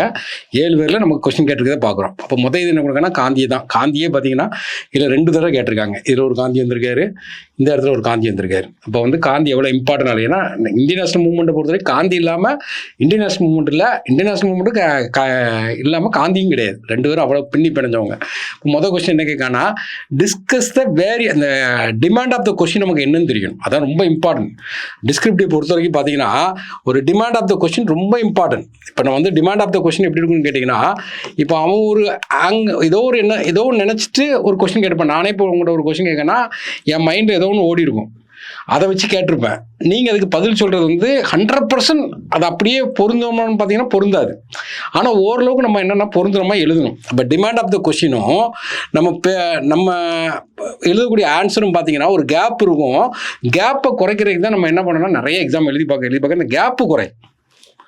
அப்போ அந்த கொஸ்டின் எல்லாம் வாசிக்கணும். Discuss the various movement started by the Gandhi. கொஸ்டினை பாருங்கள், ஒரு இன்ட்ரோடக்ஷன் கொடுத்துருந்தோம். டிஃபால்ட்டாக பார்த்தீங்கன்னா இன்ட்ரோடக்ஷன் படித்து வச்சிடணும், எழுதிடணும். இந்த இன்ட்ரோடக்ஷன் எப்படி இருக்குன்னா, அந்த கொஸ்டினை நல்லா உள்வாங்கி எழுதணும். இந்த இன்ட்ரோடக்ஷன் பார்த்த உடனே உங்களுக்கு என்ன இருக்குன்னு கேட்டிங்கன்னா, அந்த கொஸ்டின் உனக்கு புரிஞ்சிருக்கா இல்லையாங்கிறத கண்டுபிடிச்சிருவாங்க. கன்க்ளூஷன் டிஃபால்ட்டாக வே ஃபார்வர்டு எழுதிடணும். அதுக்கப்புறம் மெயின் பாடியை தான் நம்ம பார்க்க போகிறோம். அவன் என்ன கொடுக்கான்னா, various movement started by the Gandhi. அப்போ காந்தியுடைய வேரியஸ் மூவ்மெண்ட் என்ன இருக்குது நமக்கு, 1920 non cooperation movement, 1930 civil disobedience movement, 1942 நமக்கு என்ன கேட்டிங்கன்னா குயிட் இந்தியா மூவ்மெண்ட். இது போக எழுதலாம், சம்பரான் சத்தியாகிரகம், அகமதாபாத் பிரிட்ஜுக்கு மெயினாக அவ்வளோ தான் எழுத முடியும். நம்ம குயிட் இந்தியா மூவ்மெண்ட் இது வந்து நமக்கு ஒரு பார்ட். கொஸ்டினை உடைக்கணும், டிமாண்ட் ஆஃப் த கொஸ்டினை என்ன கேட்டிருக்கான். அப்போ various movement started by the Gandhi என்னென்ன மூவ்மெண்ட்லாம் ஸ்டார்ட் பண்ணார். அடுத்து என்ன பண்ணான்னா, partition of mass into national movement. அந்த பார்ட்டிசிபேஷன் ஆஃப் மாஸ் யாரெல்லாம் கலந்துக்கிட்டா, இப்போ சுதேசி மூவ்மெண்ட் இருக்குது. ஏன்னா நான் கோஆப்ரேஷன் மூவ்மெண்ட்டில் யாரெல்லாம் கலந்துக்கிட்டா, முஸ்லீம் கலந்துக்கிட்டாங்க. அது கிலாபத் மூவ்மெண்ட்டில் 2 பேரும் ஒன்றா ஆக்கி கொண்டு வராரு. பிறகு பார்த்தீங்கன்னா பிஸ்னஸ்மேன் கலந்துக்கிட்டாங்க. யாரெல்லாம் கலந்துக்கிட்டாங்க, ஸ்டூடெண்ட்ஸ் கலந்துக்கிட்டாங்க.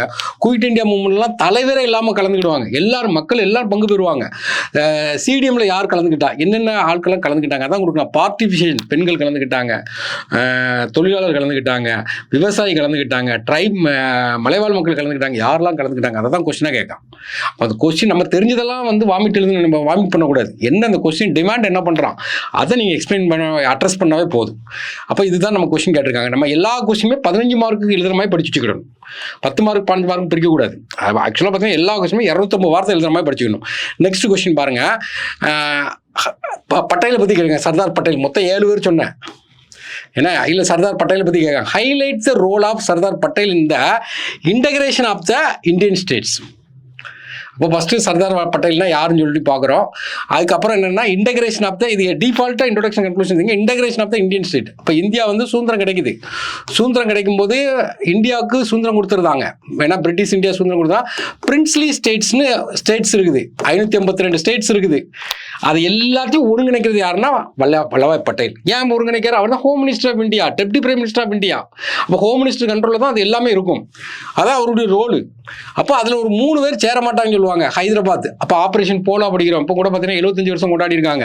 அப்புறம் காஷ்மீர் இணையாது. அப்போ அதுக்கு என்ன இது பண்ணுறாங்க குஜராத்தில். ஏன்னா அப்போ நமக்கு என்ன கேட்டிங்கன்னா இது எல்லாம் எப்படி ஒருங்கிணைக்கப்பட்டு இணைக்கப்படுது அதான் முக்கியம். அதை இன்டகிரேட் பண்ணது யாருன்னு சொல்கிறோம். அப்போ இன்டகிரேஷன் ஆஃப் ஸ்டேட்ஸ் எழுதுகிறோம். அதில் பட்டேலுடைய ரோல் என்னென்ன ஆப்ரேட் பண்ணார் அப்படிங்கிற மாதிரி தான் அந்த கொஸ்டின் வந்து கேட்டிருக்குது. நெக்ஸ்ட் பார்த்தீங்கன்னா discuss the contribution of the Ambedkar, doctor Ambedkar socio political leader. அப்போ டாக்டர் அம்பேத்கரை பற்றி ஒரு இன்ட்ரடக்ஷன் கொடுத்துட்டு சோசியலை என்னென்ன இயக்கம் இதெல்லாம் கொண்டு வந்தார், மூவ்மெண்ட் கொண்டு வந்தார், பொலிட்டிக்கல் என்னென்ன கொண்டு வந்தாருன்னு பார்க்குறோம். அப்போ சோசியோ லீடர்னு சொல்லும்போது மகள் சத்தியாகிரகா நடத்தினார், மகத் சத்தியாகிரகா. அப்புறம் ஷெட்யூல் காஸ்ட்டு ஃபெடரேஷன் ஒரு இயக்கத்தை ஆரம்பிப்பார். அடுத்தது பகீஸ்கிரித் என்ன கிட்டார்னி சபா அப்படின்னு ஒரு சபா ஒன்று ஆரம்பிக்காரு. பிறகு பார்த்தீங்கன்னா புத்த மதத்துக்கு கன்வெர்ட் ஆகிறாரு, மதமே வேண்டாங்காரு. இது வந்து சோசியல் மூவ்மெண்ட். பொலிட்டிக்கல் மூவ்மெண்ட் போது அவர் தனியாக ஒரு கட்சி ஆரம்பிக்காரு, இண்டிபெண்டன்ட் லேபர் பார்ட்டின்னு ஒரு கட்சி ஆரம்பிக்காரு. கான்ஸ்டியூஷன் அசம்பிளியில் அவர் டிராப்டிங் கமிட்டி சேர்மன், அவர் இல்லாமல் ஒன்றுமே செய்ய முடியாது. போஸ்ட் இண்டிபெண்டன்ஸில் மினிஸ்டராக இருக்காரு. இது எல்லாத்தையுமே இது ஒரு பார்ட்டு, இது ஒரு பார்ட். அதான் demand of the questions. Next பார்த்தீங்கன்னா நமக்கு என்ன கேட்கனா, explain the early career of Mohandas Karamchand Gandhi, impact of his philosophy. அப்போ 2 பார்ட் இருக்குது. அவருடைய ஏர்லி லைஃப்பை பற்றி சொல்கிறோம். ஏர்லி லைஃப்னா அவர் பிறந்ததை பற்றி இல்லை, அவர் இங்கே தான் பிறந்தார். சவுத் ஆப்பிரிக்காவில் அவர் என்னென்ன பண்ணார், இங்கே வந்த உடனே என்ன பண்ணார்னா CAK சம்ரான் சத்தியாகிரகா நடத்துவார். ஏன் நடத்துகிறாரு, எதுக்கு நடத்துகிறாருன்னு பார்க்கணும். அகமதாபாத் மில்ஸ்டேக் நடத்துவார். அப்போ கேதா சத்தியாகிரகா நடத்துவார். இதுதான் அவருடைய ஏர்லி கேரியர். அதுக்கப்புறம் தான் மாஸ் கேரியர். அது ஏற்கனவே மாஸ் கேரியர் கேட்டுட்டான். மாஸ் மூவ்மெண்ட்டுங்கிறது என்ன கேட்டிங்கன்னா NCM, CDM, quit India movement. அது முன்னாடி கேட்டுதான் பின்னாடி கேட்குறான். அப்போ இதை பற்றி சொல்லிட்டு இம்பேக்ட் ஆஃப் ஹிஸ் பிலாசபி, அவருடைய பிலாசபி என்ன, சத்தியாகிரகா, நான் வயலன்ஸ், இதான் அவருடைய பிலாசபி. அகிம்சா, இதை பற்றி எழுத சொல்கிறான். அப்போ எல்லாத்துக்குமே சைடு கட்டிங்கிறது ஒரு முக்கியமானது. அடுத்தது பார்த்தீங்கன்னா அதே இதில் next topic Indian national movement. First leaders. இப்போ லீடர்ஸுங்கிறது நல்லா படிச்சு வச்சுக்கலாம். அடுத்து இந்தியன் நேஷனல் மூவ்மெண்ட். அதில் என்ன கொடுக்காம பாருங்க, Indian National Congress was not merely a party but an integral part of the Indian national movement. இந்திய தேசிய காங்கிரஸ் வெறும் கட்சி மட்டும் இல்லை, அது இந்திய சுதந்திர போராட்டத்தின் ஒரு அங்கம் அப்படிங்காங்க. அப்போ நம்ம காங்கிரஸை பற்றி லைட்டாக ஃபஸ்ட் இன்ட்ரடக்ஷன் கன்க்ளூஷன் சொல்லிட்டு மெயின் பாடியில் காங்கிரஸை பற்றி சொல்லியிருந்தோம். காங்கிரஸ் வந்து இப்போ வந்து நிறைய பொலிட்டிக்கல் பார்ட்டி இருக்காங்க இந்த இந்தியாவில். இதே மாதிரி அது ஒரு பொலிட்டிக்கல் பார்ட்டியை நீங்கள் எடுத்துடக்கூடாது. அவங்க தான் இந்தியாவில் தேசிய இயக்கத்தில் ஒரு அங்கங்காங்க. அது காரணம் என்னங்கன்னா எல்லாருமே காங்கிரஸில் தான் இருந்தாங்க. அது ஒன்று. இந்து முஸ்லீம் பாகுபாடு இல்லாமல் எல்லாரும் ஒற்றுமையாக இருந்தாங்க. விவசாயிகள் எல்லாம் ஒற்றுமையாக இருந்தாங்க. தொழிலாளர்கள் கீழிருந்து தொழிலாளர்லேருந்து முதலாளி வரைக்கும் காங்கிரஸில் தான் இருக்காங்க. எல்லாரும் ஒன்று போல இருந்து பிரிட்டிஷை மட்டும் தான் ஏற்றாங்க. அப்போ அந்த ஒரு கட்சியில் வந்து பாகுபாடு இல்லாமல் ஒரு மாநில பாகுபாடு இருக்காது. ஏன்னா தமிழ்நாட்டுக்காரனும் இருப்பான், ஆந்திராக்காரனும் இருப்பான், நார்த் இந்தியாக்காரனும் இருப்பான். ஒரு எந்தவித பாகுபாடு இல்லை, மொழி அடிப்படையில் இருக்காது, இன அடிப்படையில் இருக்குது, நிற அடிப்படையில் இருக்குது. எல்லாருமே சேர்ந்து பிரிட்டிஷை ஒன்று தான் எதிர்த்தாங்க. அதை தான் சொல்கிறாங்க ஒரு அங்கம் அப்படிங்காங்க, integral part of the Indian national மூவ்மெண்ட்டுக்காங்க. அப்போ அந்த பார்ட்டிஷன் எழுதுகிறோம். ஏன்னா செகண்ட் வேர்ல்டு வார் என்னென்ன இயக்கம் எல்லாத்தையுமே சொல்கிறோம். ஏன்னா தலைவர்களை ஃபுல்லாக அரெஸ்ட் பண்ணுறாங்க. ஆனால் காங்கிரஸ்ல தான் பார்த்தீங்கன்னா குயிட் இந்தியா மூவ்மெண்ட்டில் தண்டவாளத்தை பிச்சு போடுறாங்க, எல்லாத்தையும் வயர அத்து போடுறாங்க. இயக்கம் வந்து எல்லாருமே சேர்ந்து ஒன்று கூடினாங்க. அதுக்கு மெயின் ரோல் யாருன்னா காந்தி தான். காந்தி வந்த உடனே என்ன பண்ணுறோன்னா ஐஎன்சியில் உள்ள நாமினேஷன் ஃபீஸை குறைக்காரு, எல்லாருமே உள்ள மெம்பர் ஆகிறாங்க. அப்போ அது ஒரு மாஸ் மூவ்மெண்ட்டாக மாறுது. இப்போ அதை பற்றி ஒரு கொஸ்டின் கேட்காங்க. நெக்ஸ்ட் பார்த்தீங்கன்னா, how far the international influences helped growth of extremist nationalism. இப்போ வெளிநாட்டிலேருந்து இந்தியாவில் வந்து எப்படி தீவிரவாதத்துக்கு முக்கியத்துவம் கொடுத்தாங்க, எக்ஸ்ட்ரீமிஸ்ட்டுக்கு முக்கியத்துவம் கொடுத்தாங்கன்னா மெயினாக எழுதுறது காதர் பார்ட்டி தான் இல்லை மீன் பண்ணுறான். காதர் பார்ட்டி, இப்போ காதர் பார்ட்டிங்கிறது 1913 சான் பிரான்சிஸ்கோவில் இருக்காங்க. அங்கே இருந்துட்டு இந்தியாவுக்கு எப்படி சப்போர்ட் பண்ணுறாங்க அப்படின்னு பார்க்குறோம். அதான் மெயின். பிறகு ரஷ்யாவில் உள்ள ரஷ்யாவை வந்து ஜப்பான் அட்டாக் பண்ணுது. இப்போ இந்தியர்களுக்கு ஒரு நம்பிக்கை கொடுக்குது. ஏன்னா அப்போ என்னென்ன இதெல்லாம் கொடுக்குறாங்கன்னு சொல்லி பார்க்குறோம். ரஷ்ய ரெவல்யூஷன், அப்புறம் இந்தியன் ஹோம்னு சொல்லிட்டு லண்டனில் இருக்குது. அங்கே தான் இந்தியாவிலேருந்து போய் உட்காந்து படிக்காங்க. அங்கேருந்து அங்கே உள்ள இதை படித்து இந்தியாவில் வந்து என்ன செய்றாங்கன்னா அப்ளை பண்ணுறாங்க. இப்போ வெளிநாட்டு இன்டர்நேஷ்னல் இன்ஃப்ளூன்சஸ் எப்படி நம்மளுடைய எக்ஸ்ட்ரீமிஸ்ட்டுக்கு வந்து ஹெல்ப் பண்ணாங்க.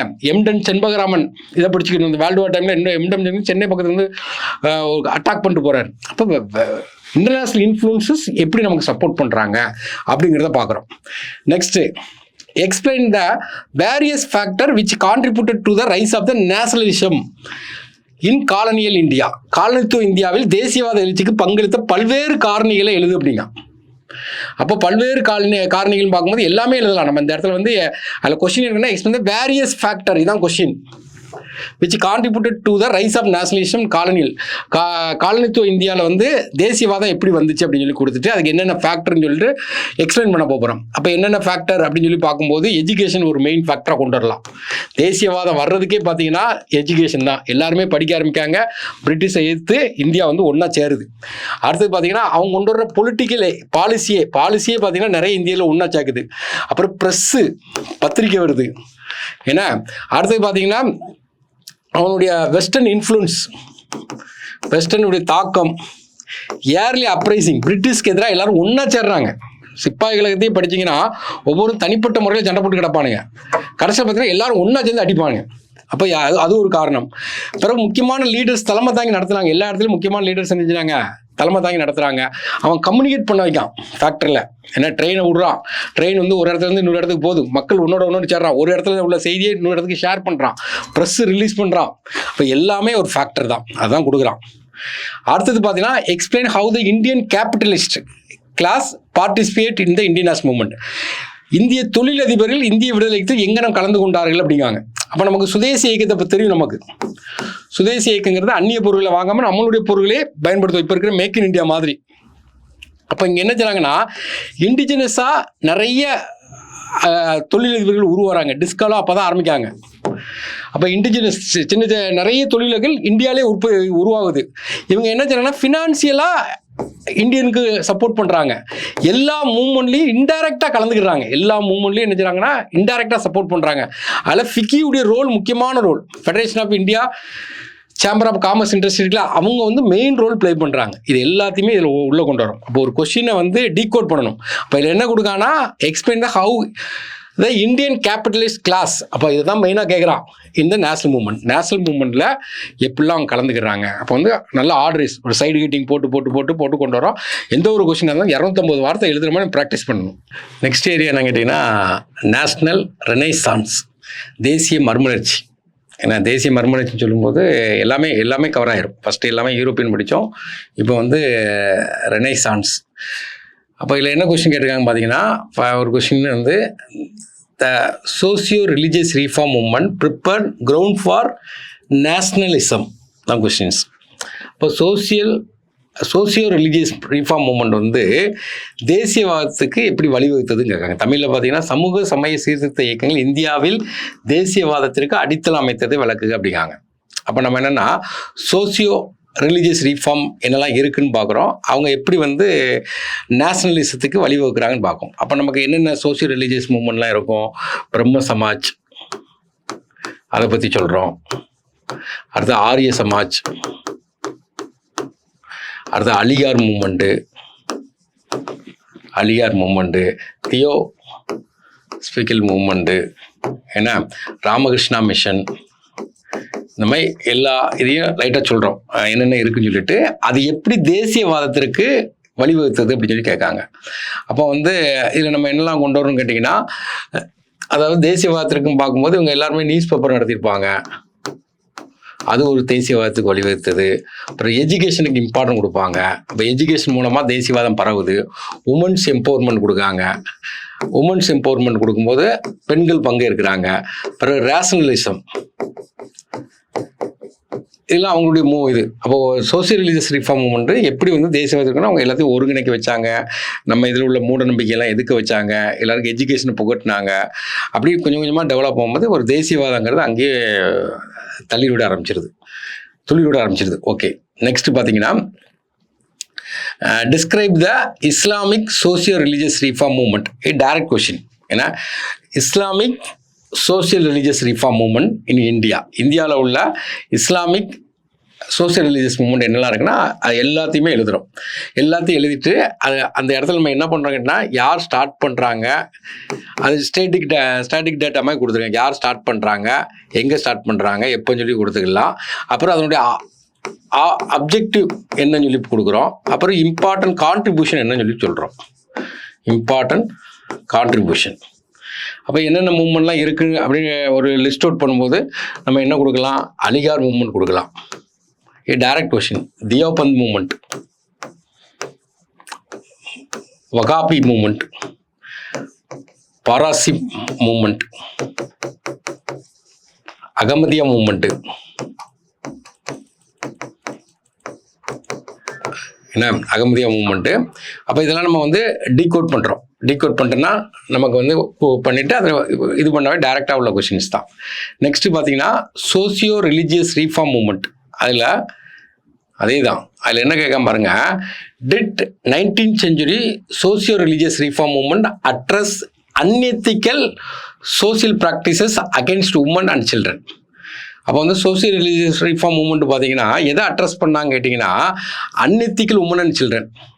ஏன்னா தமிழில் பார்த்தீங்கன்னா 19ஆம் நூற்றாண்டின் சமூக சமய சீர்திருத்த இயக்கங்கள் பெண்கள் மற்றும் குழந்தைகளுக்கு எதிரான நெறிமுறையற்ற சமூக நடைமுறை நிவர்த்தி செய்ததா அப்படின்னு ஒரு கொஸ்டின். அப்போ நம்ம இந்த கொஸ்டினை பார்க்கணும். டிட்டு, டஸ்ஸு இந்த மாதிரி வச்சு கொஸ்டின் வருதுன்னு வச்சுங்களேன். அப்போ நீங்கள் நிவர்த்தி செய்ததா, எஸ் அப்படின்னு சொல்லிட்டு ஆரம்பிக்கணும். நிவர்த்தி செய்யலையா, அப்போ நோன்னு சொல்லிட்டு ஆரம்பிக்கணும். இந்த இடத்துல உங்களுக்கு இன்ட்ரோடக்ஷன்லாம் தேவை கிடையாது. அப்போ நம்ம எஸ்ன்னு சொல்லிட்டு ஆரம்பிக்கும் போது இந்த இடத்துல நம்ம என்ன பண்ணுறோம் கேட்டிங்கன்னா, நார்மலாக ஒவ்வொரு சோசியல் ரிஃபார்ம்ஸ் கொடுத்துட்டு அவங்க எதெல்லாம் நிவர்த்தி பண்ணாங்க, உமன் அண்ட் சில்ட்ரனுக்கு என்னெல்லாம் நிவர்த்தி பண்ணாங்கன்னு பார்க்குறோம். அப்போ பிரம்ம சமாஜ் இதுலேருந்து ஒரு கொஸ்டின் கேட்டே இருக்காங்க. பிரம்ம சமாஜ் அப்போது சதிக்கு எதிராக போராடுறாங்க. ஏன்னா ஈஸ்வர சந்திர வித்யாசாகர் விடோ ரீமேரேஜ். ஏன்னா விடோ ரீமேரேஜ், சைல்டு மேரேஜ், அவங்க பெண்களுக்கு எதிராக போராடுது. அப்புறம் அலிகார் மூவ்மெண்ட், உமன் எஜுகேஷனுக்காண்டி கொண்டு வருவாங்க. அலிகார் மூவ்மெண்ட்டுங்கிறது உமன் எஜுகேஷன் எப்பவுமே நமக்கு உள்ளே கொண்டு வராங்க. அப்புறம் சத்திய சோதக் சமாஜ் உமன் எஜுகேஷன். அடுத்து பிரார்த்தனா சமாஜ். அப்படி எல்லா சோசியல் ரிஃபார்மெண்ட்டையும் படிச்சு வச்சுட்டிங்கன்னா இதில் நமக்கு ஒரு கொஸ்டின் கம்பல்சரியாக கேட்டுருவாங்க. ஏன்னா விடோ ரீமேரேஜ் தான். Theosophical movement society, women's empowerment. அவன் அதை தான் கேட்கான். அவன் என்ன கொடுக்கான்னா unethical social practice against women and children address பண்ணித்தான் கேட்கான். ஆமான்னு சொல்லிட்டு இந்த ஒவ்வொரு இயக்கமாக சொல்லி எந்தெந்த இடத்துல சில்ட்ரன்ஸ்க்கு உமன்ஸ்க்குன்னு சொல்லி குரல் கொடுத்தது, அட்ரஸ் பண்ணிச்சுன்னு சொல்லிட்டு நம்ம பார்க்குறோம். அடுத்த சாப்டர் பார்த்தீங்கன்னா establishment consolidation of the British rule. எப்படி பிரிட்டிஷ் கன்சாலிடேஷன் பண்ணுறாங்க. கொஸ்டின் பார்த்தீங்கன்னா நமக்கு என்ன கொடுக்காம பாருங்க. East India Company while establishing is political power in the Carnatic faced the real danger from the French rather than Indian rulers. Question நல்லா கவனிச்சிங்க, இதை எக்ஸ்பிளைன் பண்ண சொல்லியிருக்கான். கிழக்கிந்திய கம்பெனி தனது அரசியல் அதிகாரத்தை கர்நாடக பகுதியில் நிறுவிய போது இந்திய ஆட்சியாளர்களை விட பிரெஞ்சுக்காரர்களிடம் இருந்து உண்மையான ஆபத்தை எதிர்கொண்டது. அதாவது கர்நாடக பகுதியில் வந்து இப்போ பிரிட்டிஷ்காரன் ஆட்சி அமைக்கிறதுக்கு இந்தியன்ஸ் கூட எதிர்ப்பு அவ்வளவா தெரிவிக்கல. ஆனால் பிரெஞ்சுக்காரன் டஃப்னஸ் கொடுத்தான், அதை விளக்கு அப்படிங்க. அப்போ ஃப்ரெஞ்சு தான் மெயினாக பார்க்குறோம். அப்போ ஃபஸ்ட்டு ஒரு இன்ட்ரடக்ஷனில் சொல்லும்போது நம்ம என்ன சொல்லணும்னா கர்நாடிக் ஏரியாவை டிஃபைன் பண்ணியிருந்தோம். அப்போ கர்நாடிக்ங்கிறது தமிழ்நாடு, கர்நாடகா, அது எந்தெந்த பகுதின்னு சொல்லி கொடுத்துரும். அதில் மெயினாக நம்ம பார்க்க வேண்டியது ஆங்கிலோ ஃப்ரெஞ்ச் ரைவலரி. ஏன்னா அடுத்து பார்த்தீங்கன்னா ஃப்ரெஞ்சுடைய மிலிட்ரி வந்து ஸ்ட்ரென்த்தாக இருந்தது. ஃப்ரெஞ்சுடைய மிலிட்ரி வந்து ஸ்ட்ரென்த்தாக இருந்துச்சு, அது ஒரு காரணம். அப்புறம் பார்த்தீங்கன்னா ஃப்ரெஞ்சுக்காரங்க பார்த்தீங்கன்னா இந்தியன்ஸ் கூட நல்ல அலைன்ஸ் வச்சுருந்தாங்க, அலைன்ஸ் வித் இந்தியன் ரூலர். அடுத்தது பார்த்தீங்கன்னா அவங்களுடைய தலைமையில் உள்ள ஆட்களே பார்த்தீங்கன்னா நல்ல கெப்பாசிட்டியோடு இருந்தாங்க. ஏன்னா அங்கே உள்ள ஆட்களே இப்போ கவுண்டி, லாலி, ஏன்னா இவங்கெல்லாம் பார்த்தீங்கன்னா ஒரு முக்கியமான ஆட்கள். இது மாதிரி நிறைய பேர், டியூப்ளக்ஸு, இந்த மாதிரி ஆட்கள் தலைமையே வந்து ஹெட்டாக இருந்தாங்க. அப்புறம் பார்த்தீங்கன்னா நம்மளுடைய ஆட்கள் வந்து வீக்காக இருந்தாங்க. இந்தியன்ஸ் ரூலர் வந்து வீக்காக இருந்தாங்க. ஏன்னா அப்புறம் கர்நாடிக் வாரை பற்றி சொல்கிறோம். முதல் கர்நாடிக் வார், ரெண்டாவது கர்நாடிக் வார், மூணாவது கர்நாடிக் வார் போகிறோம். அப்போ பிரிட்டிஷ்காரன் வந்து இங்கே தான் என்ன காரணம் கேட்டிங்கன்னா அங்கே வார் நடந்துட்டு இருக்கும். அங்கே பிரிட்டிஷ்க்கும் ஃப்ரெஞ்சுக்கும் வார் நடக்கும். அதனுடைய ரிஃப்ளெக்ஷன் பார்த்தீங்கன்னா இந்தியாவில் நடந்துட்டு இருக்கும்.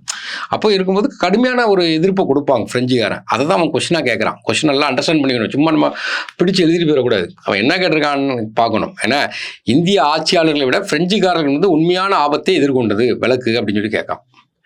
நெக்ஸ்ட் வெள்ளூர் கழகம். ஏன்னா வெள்ளூர் கழகம் சிப்பாய் கழகத்துலேருந்து டிஃபால்ட்டாக ஒரு கொஸ்டின் கேட்டுகிட்டே இருக்கான். அதில் என்ன கொடுக்காம பாருங்க. First question, justify that 1806 Vellore mutiny was the precursor to 1857 sepoy முட்டினி. 1806 Vellore கழகமானது 1857 சிப்பாய் கழகத்தின் முன்னோடி.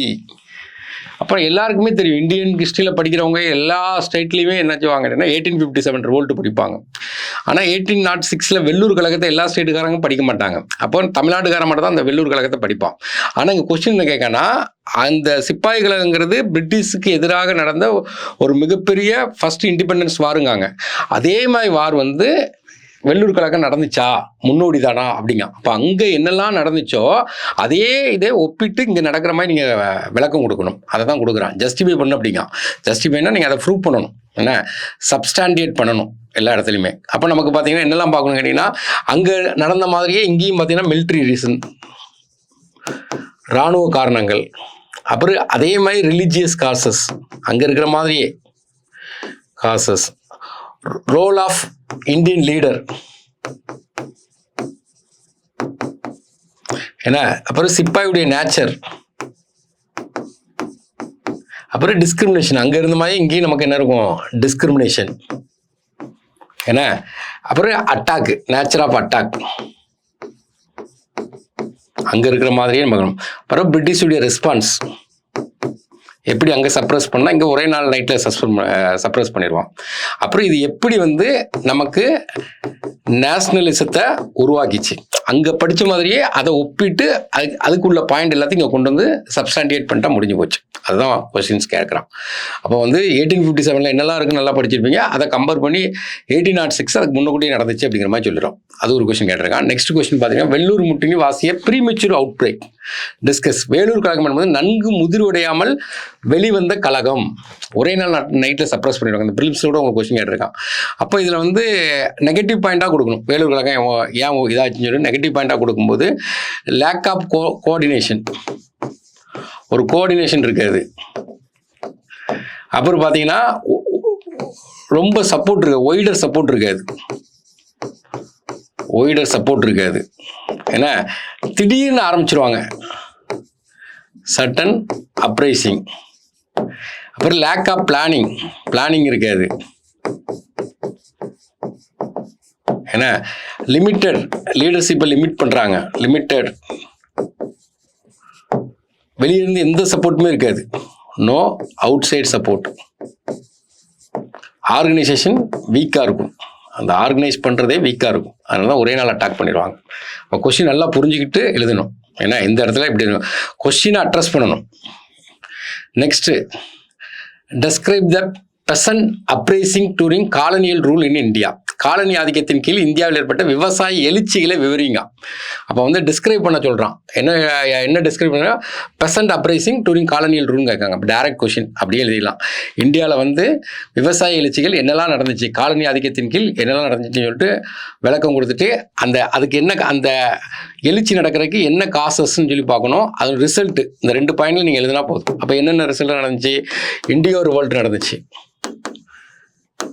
இண்டியோ ரிவோல்ட், அவுரிச்செடி பிரச்சனை, அப்புறம் பாபனா கழகம், பாப்னா ரிவோல்ட்டு, அடுத்தது பார்த்தீங்கன்னா டெக்கான் ரியாட்டு, அடுத்த பஞ்சாப் பெசன்ட் மூவ்மெண்ட், அப்புறம் நமக்கு தெரிஞ்சது சம்ரான் சத்தியாகிரகா, அப்புறம் கேதா சத்தியாகிரகா, பர்தோலி சத்தியாகிரகா, காந்தியுடைய மூவ்மெண்ட்டை ஃபுல்லாக எழுதிடுறோம். அந்த இடத்துல எழுதிட்டு ஏன் ஒரு மூவ்மெண்ட் நடக்குன்னா அந்த மூவ்மெண்ட் ஏன் நடந்துச்சு, அது ரிசல்ட் எப்படி இருந்துன்னு சொல்லிட்டீங்கன்னா இல்லை மார்க் ஃபுல்லாக விழுந்துடும். நெக்ஸ்ட்டு அடுத்த டாபிக் என்னென்னா role of Tamil Nadu and freedom struggle. தமிழ்நாடுடைய ஃப்ரீடம் ஸ்ட்ரகிளை கேட்குறாங்க. அதில் என்ன கேட்க பாருங்க, first question, evaluate the role of working class. அதில் கவனிக்கணும், நீங்கள் கொஸ்டினை பார்க்கணும். Role of working class Tamil Nadu இந்த குயிட் இண்டியா மூவ்மெண்ட். அப்போ குயிட் இண்டியா மூவ்மெண்ட்டில் வெள்ளையனை வெளியேறது தமிழ்நாட்டில் உள்ள ஒர்க்கிங் கிளாஸ் என்னென்ன சப்போர்ட் பண்ணாங்க அப்படிங்க. வெள்ளையனை வெளியேறது தமிழகத்தின் தொழிலாளர் வர்க்கத்தின் பங்களிப்பை மதிப்பிடுங்க அப்படிங்க. அப்போ ஒர்க்கிங் கிளாஸை தான் கேட்டிருக்கான். வெள்ளையனை வெளியேறதுல மில் ஒர்க்கர் எப்படி சப்போர்ட் பண்ணாங்கன்னு சொல்லி பார்க்குறோம். அப்புறம் ரயில்வே ஒர்க்கர் எப்படி சப்போர்ட் பண்ணுறோம் பார்க்குறோம். அப்புறம் பிளான்டேஷன் லேபர், தேயிலை தொழிற்சாலைகள் லேபர்ஸ் எப்படி ஒர்க் பண்ணாங்க பார்க்குறோம். அப்புறம் உமன்ஸ் ஒர்க்கர், பெண்களுடைய பங்கு எல்லாம் ஒர்க்கிங் என்ன. அப்புறம் ட்ரேட் யூனியன் சப்போர்ட்டு, அப்புறம் கோஆர்டினேஷன் வித் அதர் கிளாஸ். அதை தான் ஒர்க்கிங் கிளாஸ் தான் கேட்கான். அப்போ கரெக்டாக என்ன கொஸ்டின் டிமாண்ட் பண்ணியிருக்காங்கன்னா அதுக்கு அட்ரஸ் பண்ணுற மாதிரி இருக்கணும். அடுத்த கொஸ்டின் பாருங்க, வஉசியை பற்றி கேட்டிருக்காங்க. Explain the role of Valliappan, Ulaganathan, Chidambaram in spreading economic nationalism. அப்போ வந்து வஉசியை பொறுத்த வரைக்கும் பார்த்தீங்கன்னா ஒரு முக்கியமான ஆள். கப்பல் விட்டார், பிரிட்டிஷ்க்கு அகென்ஸ்டாக நம்மளும் ஒரு கப்பலை விடணும்னு சொல்லி விட்டார். அப்போ எக்கனாமிக்கில் பார்த்தா அவர் ஒரு வக்கீல் தான். இருந்தாலும் பார்த்தீங்கன்னா பொருளாதாரத்தில் பார்த்தீங்கன்னா கப்பல் விடுறாரு. அப்போ எல்லாத்துலேயுமே ஷேர் வாங்கி கப்பலை கொண்டு விடும்போது எக்கனாமிக்கில் ஒரு முக்கியமான ஆள்.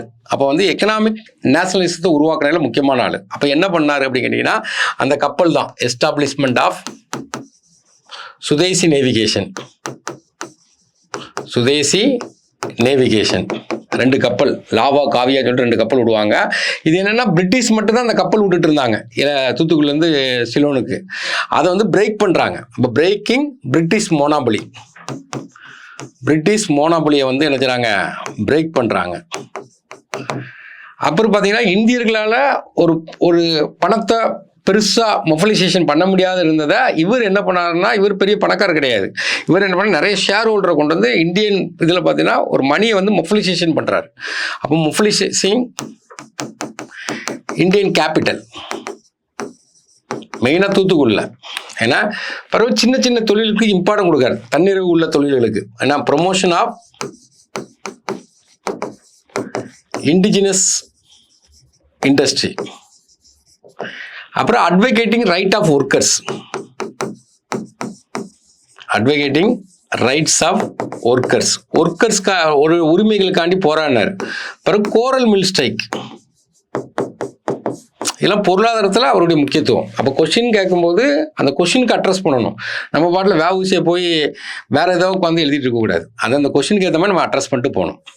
அடுத்த பார்ட்டு பார்த்தீங்கன்னா, அடுத்த டாபிக் பார்த்தீங்கன்னா நமக்கு வந்து final phase of independence struggle. அப்போ 1940 47 வரைக்கும் உள்ள ஸ்ட்ரகிள் எல்லாத்தையுமே நம்ம நினைச்சிடும் படிக்கிறோம். அதில் உள்ள சிலபஸில் என்ன கேட்டிருக்காங்கன்னு சொல்லி பார்க்குறோம். ஃபர்ஸ்ட் கொஸ்டின் என்ன கேட்குறேன்னா, அப்படியே இந்த சிலபஸுங்கிறத நல்லா டீகோட் பண்ணிடுங்க.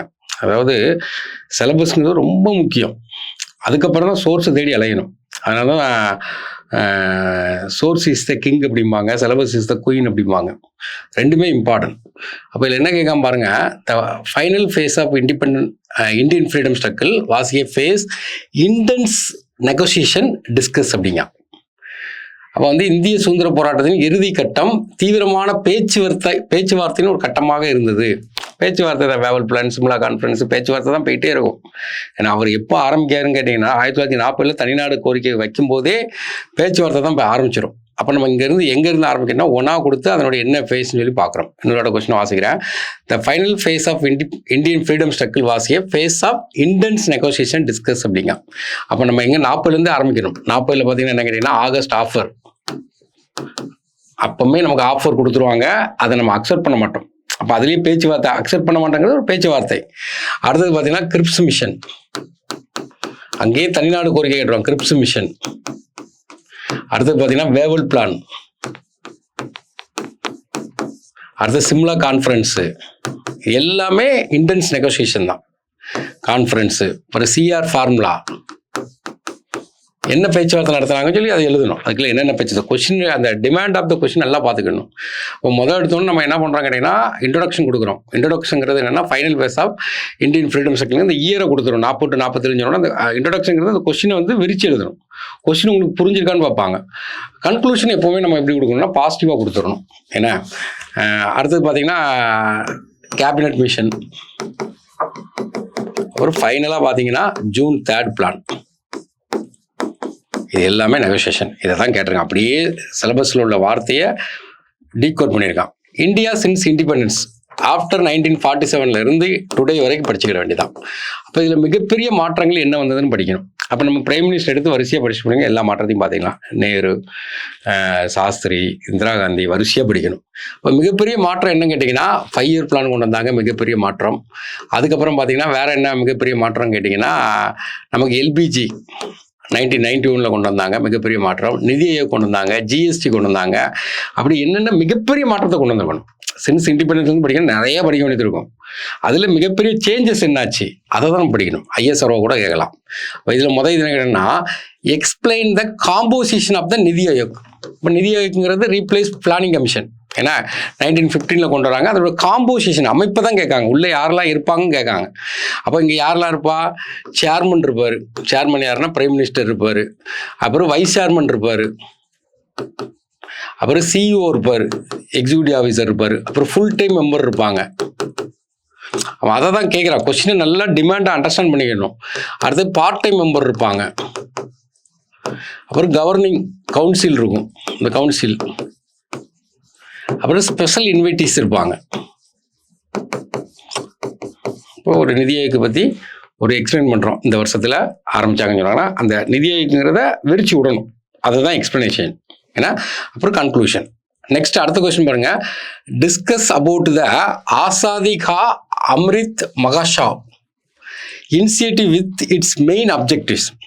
அப்போ இன்ட்ரடக்ஷனுங்கிறது ஆசாதி கா அம்ரித் மகாஷ்வாங்கிறது என்ன நீங்கள் சொல்லிட்டாவே அந்த கொஸ்டின் உங்களுக்கு புரிஞ்சிட்டுன்னு அர்த்தம். அப்போ நம்ம சுதந்திரம் அடைஞ்சு 75 years கொண்டாடுறோம். அப்போ இந்த 75 years இன்ட்ரோடக்ஷன் வந்துட்டா திருத்துறவனுக்கும் உங்களுக்கு தெரிஞ்சிடும், உனக்கு புரிஞ்சிருக்கு அப்படிமா. இப்போ 2022 75 வருஷம் நம்ம கொண்டாடும் போது இதை அறிமுகப்படுத்துகிறாங்க. இப்போ அதை அறிமுகப்படுத்தி இதில் என்ன கேட்குன்னா மெயின் அப்ஜெக்டிவ்ஸ் தான் கேட்டிருக்கான். அப்போ என்ன அப்ஜெக்டிவ்ஸ் அப்படின்னு சொல்லி பார்க்கணும். அப்போ நமக்கு இங்கே என்ன கேட்குன்னா எல்லா சிட்டிசனையும் என்கேஜாக வச்சிருக்குன்னு சொல்லிட்டு என்கேஜ் சிட்டிசன் சொல்லி கொண்டு வராங்க. ஏன்னா ஜன் உத்சா இது அவங்களுடைய ஒரு மெயின் அப்ஜெக்டிவ். வேற என்ன கொண்டு வர்றாங்க அப்படின்னு பார்த்தீங்கன்னா இந்தியனுடைய லெகசி, ஏன்னா செலிப்ரேட் இந்தியாவுடைய லெகசி அண்ட் ஹிஸ்டரி. அடுத்தது ரீஇன்ஃபோர்ஸ் இன்டகிரேஷன் அண்ட் டைவர்சிட்டி. இதை வச்சு நீங்கள் எழுதணும் அதனுடைய அப்ஜெக்டிவ். அது அப்போ கரண்ட் அஃபேர்ஸ். அடுத்து இதுலேருந்து டிஃபால்ட்டாக கொஸ்டின் கேட்டுருவாங்க. கான்ஸ்டியூஷனல் டெவலப்மெண்ட்டுன்னு பார்க்கும்போது அப்படியே படிச்சிட வேண்டியது நம்ம. 70, 73, 93, 18, 13, 33, 53, அப்புறம் 61, 1902, 1919 எல்லாத்தையும் 35 படிக்கணும். என்ன கேட்டிருக்கான் பாருங்க. Discuss the important provision of the regulation act. அப்போ ரெகுலேட்டிங் ஆக்ட்டுங்கிறத ஒரு இன்ட்ரடக்ஷன் கொடுக்குறீங்க. அப்போ ரெகுலேட்டிங் ஆக்ட்னு பிரிட்டிஷ்காரன் முறை கொண்டு வரக்கூடிய சட்டம். பிரிட்டிஷ்காரன் ஒன்று தான். யாரை கண்ட்ரோல் பண்ணாலும் ஈஸ்ட் இந்தியா கம்பெனியை கண்ட்ரோல் பண்ணுறக்கான அறிமுகப்படுத்தலாம். இதை வந்து இன்ட்ரடக்ஷன் கொடுத்துருந்தோம். ஆனால் நமக்கு என்ன இம்பார்ட்டன்ட் ப்ரொவிஷன் அதை டிஸ்கஸ் பண்ண சொல்கிறான். அப்போ என்னென்ன இருக்குது அப்படின்னு சொல்லி உள்ளே கொண்டு வரோம். அந்த இம்பார்ட்டன்ட் ப்ரொவிஷனை பார்க்கும்போது அது வரைக்கும் கவர்னர் ஆஃப் பெங்காலுங்கிறத அவங்க என்ன சொல்கிறாங்கன்னா கவர்னர் ஜெனரல் ஆஃப் பெங்கால் அப்படின்னு அறிமுகப்படுத்துகிறாங்க. அது வரைக்கும் governor of Bengal, governor of Madras, governor of மும்பைன்னு தனித்தனி ப்ராவின்ஸ் தான் இருந்ததை கவர்னர் ஆஃப் பெங்காலுக்கு அடியில் நமக்கு கண்ட்ரோலில் யாரை கொண்டு வரோன்னா கவர்னர் ஆஃப் மெட்ராஸ், அப்புறம் மெட்ராஸ் ப்ரொவின்ஸை கண்ட்ரோலில் கொண்டு வந்தாங்க, மும்பையும் உள்ளே கொண்டு வந்திருந்தாங்க. அது ஒரு முக்கியமானது. அப்புறம் இதில் தான் நமக்கு என்ன பண்ணுறாங்கன்னா சுப்ரீம் கோர்ட்டை ஃபார்ம் பண்ணுறாங்க. 73 ஆக்ட் படி 74ல் சுப்ரீம் கோர்ட்டை ஃபார்ம் பண்ணுறாங்க. முக்கியமானது வேறு என்ன அவங்க பண்ணுறாங்க அப்படிங்கன்னா establishment of executive council form பண்ணுறாங்க. அப்புறம் கரப்ஷனுக்கு அகெயின்ஸ்டாக ஒரு ஆக்டை உள்ளே கொண்டு வராங்க. கரப்ஷனுக்கு அகெயின்ஸ்டாக உள்ளே கொண்டு வராங்க. அப்புறம் ஈஸ்ட் இந்தியா கம்பெனிங்கிறது அக்கௌண்டபுளாக கொண்டு வராங்க. முறையாக அக்கௌண்டபுளாக உள்ளே வந்து நுழைக்கிறாங்க. இதெல்லாம் இம்பார்ட்டன்ட் ப்ரொவிஷன். இதை தான் அவங்க கொஸ்டினாக கேட்டிருக்கான். அதேமாதிரி அடுத்த கொஸ்டின் பாருங்கள். Critically analyse the defect of the government India act, அந்த defect of the government of Indian act. அப்போ இதுக்கு ஒரு இன்ட்ரடக்ஷன் கொடுக்குறோம். 35 ஆக்டுங்கிறது பிரிட்டிஷ் கவர்மெண்ட் கொண்டு வர்றாங்க. அது ஒரு டிஃபெக்ட் தான் கேட்டிருக்கான். அது பாசிட்டிவ். அது கிரிட்டிக்கல் அனலைஸ்னாவே டிஃபெக்ட் தான். அப்போ என்னென்ன டிஃபெக்ட்னா அவங்க வந்து டொமினியன் ஸ்டேட்டஸை பற்றி அவங்க சொல்லலை. அப்போ ஆப்சன்ஸ் ஆஃப் டொமினியன் ஸ்டேட்டஸ் அது ஒரு டிஃபெக்டாக சொல்லலாம். அப்புறம் டயார்ச்சியை வந்து சென்ட்ரல் லெவலில் கொண்டு வர்றாங்க. அதாவது ப்ரொவின்சஸில் எடுத்துகிட்டு சென்ட்ரல் லெவலில் அறிமுகப்படுத்துறாங்க. அது ஒரு டிஃபெக்டிவ். அடுத்தது பார்த்தீங்கன்னா லிமிட்டட் ஃப்ரான்ச்சைஸ் தான் கொடுக்காங்க. கொஞ்சம் பேருக்கு தான் ஓட்டுரிமை கொடுக்காங்க. அப்போ லிமிட்டட் ஃப்ரான்ச்சைஸ். அப்புறம் பார்த்தீங்கன்னா நமக்கு வந்து செப்பரேட் எலக்ட்ரேட்டை வந்து எக்ஸ்டெண்ட் பண்ணுறாங்க. ஏற்கனவே அவங்க செப்பரேட் எலக்ட்ரேட்டை அறிமுகப்படுத்திட்டாங்க. அதை எக்ஸ்டென்ஷன் கொடுக்காங்க. பிறகு பார்த்தீங்கன்னா இந்த எமர்ஜென்சி பவர் அதிகமாக எக்ஸிக்யூட்டிவ் கொடுக்குறாங்க. சென்ட்ரலுக்கு வந்து எமர்ஜென்சி பவர் வந்து அதிகமாக கொடுக்குறாங்க. அதான் டிஃபெக்ட். நெக்ஸ்ட் கொஸ்டின் பார்த்தீங்கன்னா அசஸ் பண்ண சொல்லியிருக்காங்க. அந்த கொஸ்டினுடைய கீவேர்டெல்லாம் நல்லா பார்த்துக்கணும். இது டிஸ்கஸ்ஸு டோட்டலாக எழுதிடணும். ரெண்டாவது டெஃபெக்டை மட்டும் எழுதுறோம், நெகட்டிவ் மட்டும் எழுதுறோம். மூணாவது அசஸ்ன்னு சொல்லும்போது நீங்களே வந்து ப்ளஸ்ஸு மைனஸ் ரெண்டுமே எழுதிடலாம். அப்போ அசஸ் த ஒர்க்கிங் டயார்ச்சி இந்த ப்ராவின்சஸ் அக்கார்டிங் டு த 1919 அதில் தான் டயார்ச்சி அறிமுகப்படுத்துகிறாங்க. எங்கே அறிமுகப்படுத்துறாங்கன்னா ப்ராவின்சஸில். 1935 பார்த்தீங்கன்னா ப்ராவின்சஸில் டயார்ச்சி எடுத்துகிட்டு சென்ட்ரலில் கொண்டு வராங்க. இப்போ நமக்கு எடுக்க 1919 ஒரு இன்ட்ரடக்ஷன் கொடுத்துட்டு அதை நம்ம வந்து என்ன பண்ணுறோன்னா அதில் உள்ளதை வந்து அசஸ் பண்ணுறோம். அப்போ பாசிட்டிவ் பாயிண்ட்னு சொல்கிறோம், நெகட்டிவ் பாயிண்ட்னு சொல்கிறோம். அப்போ அதில் என்ன பண்ணுறாங்கன்னா டிவிஷன் ஆஃப் பவர், அதான் முக்கியமானது. அந்த பவரை வந்து டிவிஷன் ஆஃப் பவருங்கிறத கொண்டு வரான். அது டிரான்ஸ்ஃபர் சப்ஜெக்ட்டு, ரிசர்வ் சப்ஜெக்ட்னு சொல்லி உள்ள கொண்டு வராங்க. அப்புறம் அதை பற்றி நம்ம எழுதிட்டோம். பிறகு பார்த்தீங்கன்னா லிமிட்டட் பவர், இந்தியன்ஸ்க்கு வந்து லிமிட்டட் பவர் கொடுக்கான், பிரிட்டிஷ்க்கு வந்து மோர் பவர் கொடுக்குறான். பவர் அதிகமாக கொடுக்கறது வந்து அதுவுமே நீங்கள் கொடுக்கலாம். மோர் பவர் யாருக்குன்னு கேட்டிங்கன்னா பிரிட்டிஷ்க்கு. இதில் வந்து நெகட்டிவாக சொன்னாலும் இதில் இருந்து என்ன கேட்டிங்கன்னா 1919 ஆக்ட் படி தான் 1920 எலெக்ஷன் நடக்கும். அப்போ ரைஸ் ஆஃப் பொலிட்டிக்கல் அவேர்னஸ், பாசிட்டிவான்னு சொல்கிறோம். ரைஸ் இன் பொலிட்டிக்கல் அவேர்னஸை உருவாக்குது. அப்போ தான் எலெக்ஷனில் எல்லாருமே போட்டி போட ஆரம்பிக்காங்க. இங்கேயுமே ஒரு பாயிண்ட் கொடுக்கலாம். 1935 ஆக்ட் படி தான் 37 காங்கிரஸே கலந்துக்கிடுவாங்க. அந்த ஆக்ட் படி தான் எலெக்ஷனில். அடுத்த கொஸ்டின் பார்த்தீங்கன்னா யூனிட்டி இன் டைவர்சிட்டி. அதில் என்ன கொஸ்டின் கேட்காம பாருங்க. In what way do you think India is formidable strong even in the midst of diversity? பன்முகத்தன்மைகளுக்கு மத்தியில் இந்தியா வலுவானது என்று நீங்கள் எந்த வகையில் நினைக்கிறீர்கள் அப்படிங்க. அப்போ இந்தியாவில் பார்த்தீங்கன்னா பன்முகத்தன்மைங்கிறது மிகப்பெரிய லெவலில் இருக்குது. தமிழ்நாடு பீப்புள் ஒரு மாதிரி இருப்பான், அவன் கேரக்டர் ஒரு மாதிரி இருக்கும், அவனுடைய கஷ்டம் ஒரு மாதிரி இருக்கும். கேரளா பீப்புள் ஒரு மாதிரி இருப்பான், அவனுடைய கேரக்டர் இருக்கும். எல்லா அணுகுமுறையிலும் மாற்றங்கள் இருக்கும். ஒவ்வொரு மாநிலத்துக்கும் ஒரு கேரக்டர் இருக்கும். இவ்வளவு பெரிய வேறுபாடுகள் இருந்தாலும் இந்தியாவில் வந்து ஒற்றுமை இருக்குது. அப்போ அதுக்கு என்ன காரணம் அப்படின்னு பார்க்கும்போது பாயிண்ட் வந்து டெமோக்ராட்டிக் ஃப்ரேம் ஒர்க் தான்.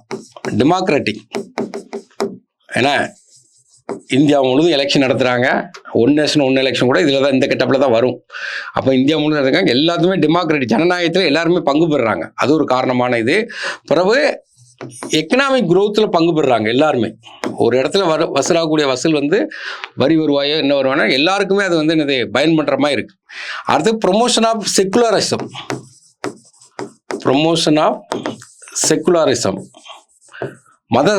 மத சார்பின்மை வந்து ப்ரொமோட் பண்ணுறாங்க. பிறகு சயின்டிஃபிக் அட்வான்ஸ்மெண்ட், எந்த சயின்டிஃபிக் அட்வான்ஸ்மெண்ட் இருந்தாலும் எல்லா மாநிலங்களுக்கும் அது என்ன செய்யும், பொருந்தும்.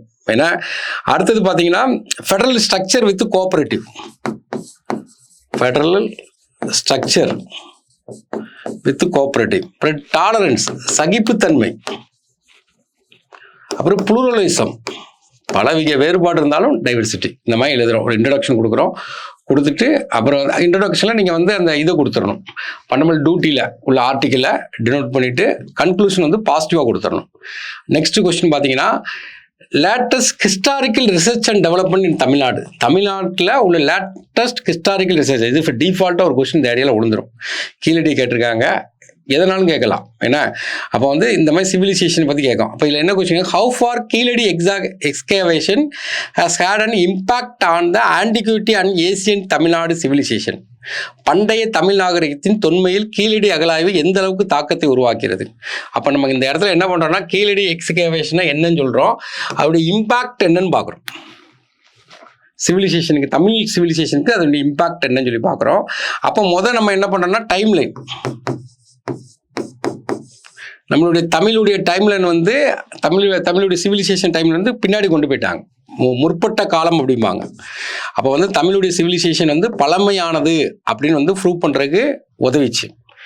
நெக்ஸ்ட் என்னங்கன்னா சங்கம் லிட்ரேச்சர் காலத்தை, தமிழ் சங்கம் லிட்ரேச்சர் என காலத்தை வந்து இந்த ப்ரூவ் பண்ணுது. அடுத்தது பார்த்தீங்கன்னா அர்பன் சிவிலைசேஷனை, நம்ம ஊரில் தான் அர்பன் சிவிலைசேஷன் இருந்ததுக்கு ஒரு காரணமாக அமையுது. அர்பன் சிவிலைசேஷன் இருந்திருக்கு. அப்புறம் ட்ரேடு பண்ணியிருக்காங்க, ட்ரேடு வித் அதர் சிவிலைசேஷன். அப்புறம் நிறைய மெட்டீரியல் எடுத்திருக்காங்க, ரிச் மெட்டீரியல், கல்ச்சர். அந்த இம்பாக்டை தான் எழுத சொல்லியிருக்கான். இப்போ அந்த இம்பாக்டை மட்டும் நம்ம என்ன செய்கிறோம், எழுதுகிறோம். நெக்ஸ்ட் பார்த்தீங்கன்னா impact of British rule in socio economic அஃபேர்ஸ்லேருந்து கொஸ்டின் கேட்காங்க. 2 கொஸ்டின் கேட்டிருக்காங்க பாருங்க. என்ன கேட்குறாங்க, there was a disintegration of rural economy due to the impact of British rule in India analyse பண்ண சொல்லியிருக்கான். அதாவது இந்தியாவில் பிரிட்டிஷ் ஆட்சியின் விளைவாக கிராம பொருளாதாரம் சீரழிந்தது, திறனாய்வு செய்ய அப்படின்னு சொல்லி கொடுத்துருக்கான். அப்போ மெயினாக பார்த்தீங்கன்னா பிரிட்டிஷ்காரன் வந்து நம்மளுடைய ரூரல் எக்கனாமியை டிஸ்இன்டகிரேட் பண்ணிட்டான். ஏன்னா நம்மளுடைய எல்லாத்தையும் ஓச்சு விட்டான். மெயின் ஃபர்ஸ்ட் என்னென்னா லேண்ட் ரெவன்யூ. லேண்ட் ரெவன்யூவில் அந்த 3 எழுதிடுதான். என்னது, ஜமீன்தார் சிஸ்டம், மகள்வாரி சிஸ்டம், ரைத்வாரி சிஸ்டம். ஏன்னா அது ஒரு முக்கியமானது. அப்புறம் அக்ரிகல்ச்சரை வந்து கமர்ஷியலைசேஷன் பண்ணுறான், கமர்ஷியலைசேஷன் ஆஃப் அக்ரிகல்ச்சர். அதை அக்ரிகல்ச்சரை கமர்ஷியலைசேஷன் பண்ணும்போது என்ன ஆகும் கேட்டிங்கன்னா எல்லோரும் கடன் வாங்க ஆரம்பிக்காங்க. ரூரலில் பார்த்தீங்கன்னா இன்டெப்ட்னஸ் அதிகமாகுது. அப்போ இது கூட யார் உருவாகிறாங்கன்னா மணி லெண்டருக்கு உருவாகிறாங்க. இது எல்லாமே வட்டிக்கு வாங்கி எல்லாரும் பத்திரத்தை அடமானம் வச்சுட்டு லெவலில் போயிட்டாங்க. அப்போ வந்து இதுதான். அதனால் என்ன ஆகுதுன்னு கேட்டிங்கன்னா லோக்கல் இண்டஸ்ட்ரி ஃபுல்லாக டிக்ளைன் ஆகுது. அப்புறம் மெயினாக பார்த்தீங்கன்னா நம்ம இதை ஞாபகம் செய்யணும், பிரிட்டிஷ்காரன் ஃபஸ்ட்டு வந்து ஃபினிஷ்டு குட்ஸை தான் இந்தியாவில் வாங்க வர்றான்.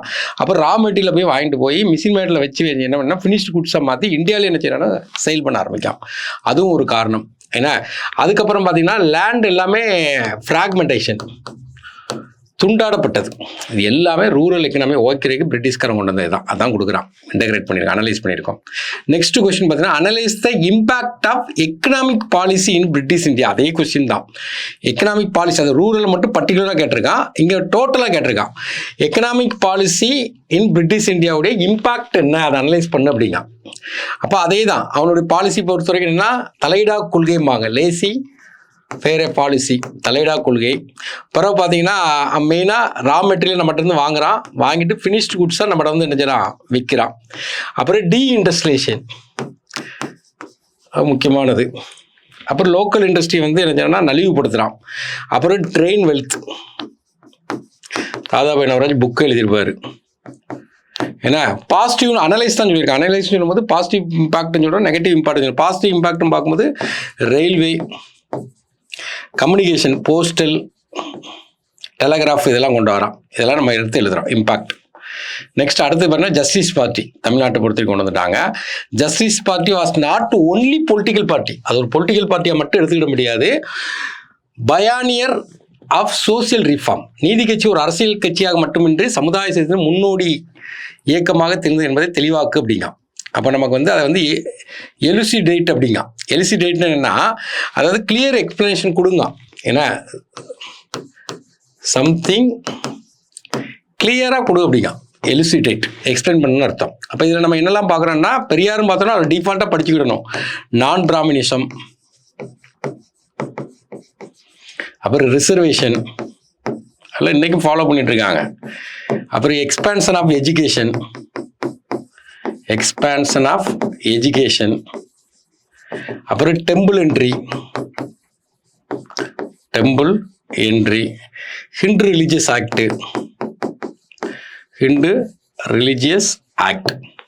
ஏன்னா இப்போ இதை தான் அதில் கொடுக்குறோம். இந்த மூமெண்ட்டை பொறுத்த வரைக்கும் பார்த்தீங்கன்னா, அது ஒரு பொலிட்டிக்கல் பார்ட்டின்னு இல்லாமல் இன்னைக்கு இதெல்லாம் இருக்குது.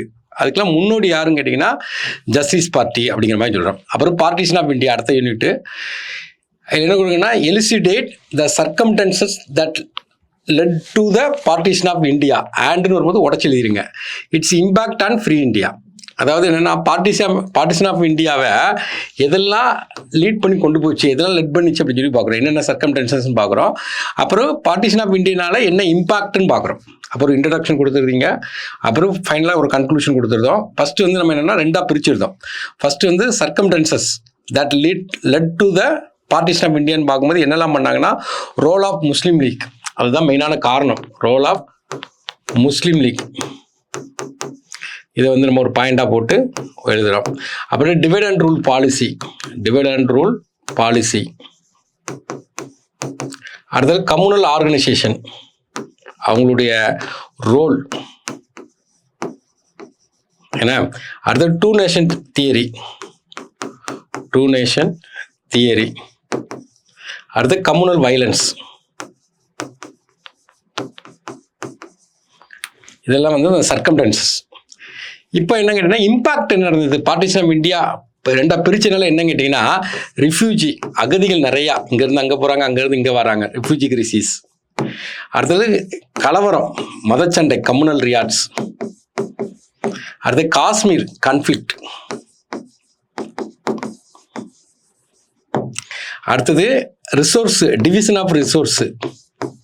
இப்போ கூட பார்த்தீங்கன்னா அந்த சிந்து உடன்படிக்கலாம். அப்புறம் டெரரிசம் உருவாகுது. இது எல்லாத்தையும் கொண்டாடும். அதான் கொஷினில் என்ன கேட்குறாங்கிறத கரெக்டாக பார்க்கணும். அடுத்து analyse the major recommendation of the Macaulay minute. இப்போ ஒரு இன்ட்ரடக்ஷன் கொடுக்குறீங்க. மெக்காலே மினிட் 1835 பெண்டி பிரபு வந்து ஒரு ஆள் அப்பாயின்மெண்ட் பண்ணி எஜுகேஷனுக்கு ரெக்கமெண்டேஷன் தான் கேட்காங்க. ரெக்கமெண்டேஷன் என்னெல்லாம் பண்ணுறாங்க கேட்டிங்கன்னா, மெயினாக பண்ணுறதுன்னா இங்கிலீஷ், ஏன்னா மீடியம் ஆஃப் இன்ஸ்ட்ரக்ஷன் அப்படிங்காங்க. அதான் மெயின். அப்புறம் நம்மளுடைய வெர்னாகுலர் ப்ரெஸ் ஆக்ட் இருக்குது பார்த்தீங்கன்னா, அதை அபாலிஷ் பண்ணுறாங்க. வெர்னாகுலர் ப்ரெஸ் ஆக்ட் அதை அபாலிஷ் பண்ணுறாங்க. அடுத்தது பார்த்தீங்கன்னா focus on western knowledge, focus on western knowledge. ஏன்னா அடுத்தது ஒரு எஜுகேட்டட் கிளாஸ் ஒன்று உருவாகுது. இதனால் இந்தியன் எஜுகேட்டட் கிளாஸ் உருவாக்கணும்பாங்க. இது எல்லாத்தையும் எழுதுகிறோம். Next Tamil Nadu leaders. மதுரை காந்தி என அழைக்கப்பட்டவர் யார்? அவரது சாதனைகளை வரிசைப்படுத்துக. ஏன்னா இப்போ மதுரை காந்தின்னு யாருன்னு நீங்கள் இன்ட்ரோலேயே கொடுத்துட்டீங்கன்னா உங்களுக்கு கொஸ்டின் புரிஞ்சுட்டுன்னு அர்த்தம். இப்போ மதுரை காந்திங்கிறது யாருன்னு கேட்டிங்கன்னா, நமக்கு என்எம்ஆர் சுப்புராமன், என்எம்ஆர் சுப்புராமன்.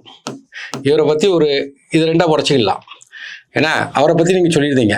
ஏன்னா அதுக்கப்புறம் நம்ம என்ன பண்ணுறோம் கேட்டிங்கன்னா, எனுமரேட்ஸ் அச்சீவ்மெண்ட். இப்போ காந்திங்கிற ஒரு பேரை வச்சு தான் வருது. இப்போ காந்தி என்னென்ன மூவ்மெண்ட்லாம் இருக்குது, அதுக்கு இவர் எப்படி லிங்க்குன்னு சொல்லி நீங்கள் ஜென்ரலாகவே எழுதலாம். அப்போ இவருடைய மூவ்மெண்ட்டு என்னெல்லாம் பண்ணாருன்னு கேட்டிங்கன்னா, சால்ட் சத்தியாகிரகா, அப்புறம் quit India movement, khadi promotion, எல்லாம் காந்தியுடைய இது ப்ரொமோஷன், ஹரிஜன் அப்லிப்ட்மெண்ட். அப்போ இது ஜென்ரலாகவே நீங்கள் வந்து காந்தியை வச்சு நீங்கள் எழுதினாவே ஒரு பாதி மார்க் எடுத்துடலாம். அடுத்தது, the ideals of the self respect movement is driving force in Tamil Nadu politics.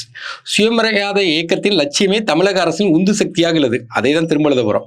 ஏன்னா இவங்க என்ன பண்ணுறாங்கன்னா, காஸ்ட் ஹையாரிக்கை வந்து ஒழிக்கிறாங்க. Abolition of caste hierarchy. ஏன்னா பிறகுங்க ப்ரொமோட் பண்ணுறாங்க.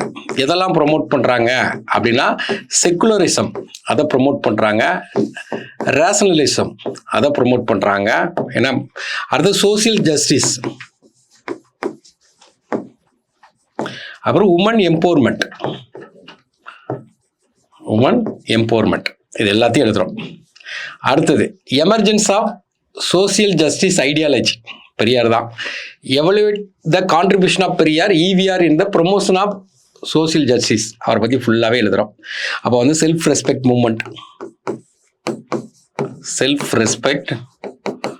மூமெண்ட்டு. ஏன்னா ஃபர்ஸ்ட் வந்து கேஸ்ட் நேமை பயன்படுத்தக்கூடாதுன்னு சொன்னார். அப்புறம் self respect marriage,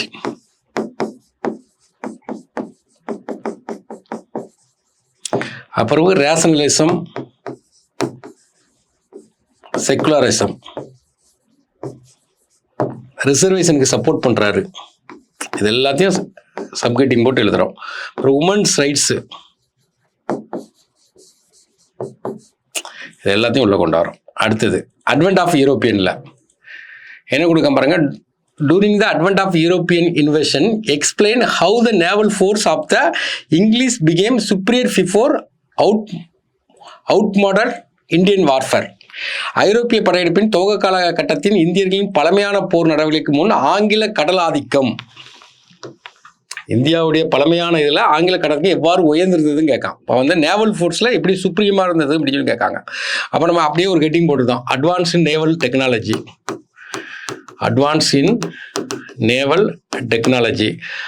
organised naval force,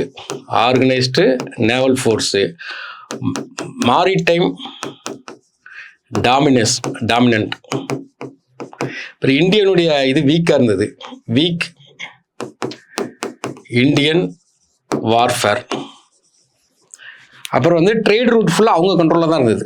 அப்புறம் கண்ட்ரோல் ட்ரேட் ரூட். அப்புறம் அலைன்ஸ், இந்தியன்லேயே நிறைய பேர் கூட அவங்களோட அலைன்ஸ் வச்சுருந்தாங்க. இது எல்லாமே காரணங்கள். அதை தான் கொஸ்டின் கேட்கலாம். கொஸ்டின் டிமாண்ட் என்னன்னு பார்த்து அதுக்கப்புறம் நீங்கள் அட்ரஸ் பண்ணணும். அப்புறம் நேஷனல் சிம்பிள்ஸ், இதில் ஒரு கொஸ்டின் டிஃபால்ட்டாக விழுந்துருது. மொதல் கொஸ்டின் பாருங்கள், எக்ஸ்பிளைன் அபவுட் நேஷனல் எம்பளம். ஆண்டுன்னு வரும்போது உடச்சிருங்க. List out our natural symbols of India. அப்போ 2 கொஸ்டினை உடச்சிக்கிடுறோம். ஃபஸ்ட்டு வந்து நேஷனல் எம்பளம் அப்படின்னு சொல்லும்போது அசோகா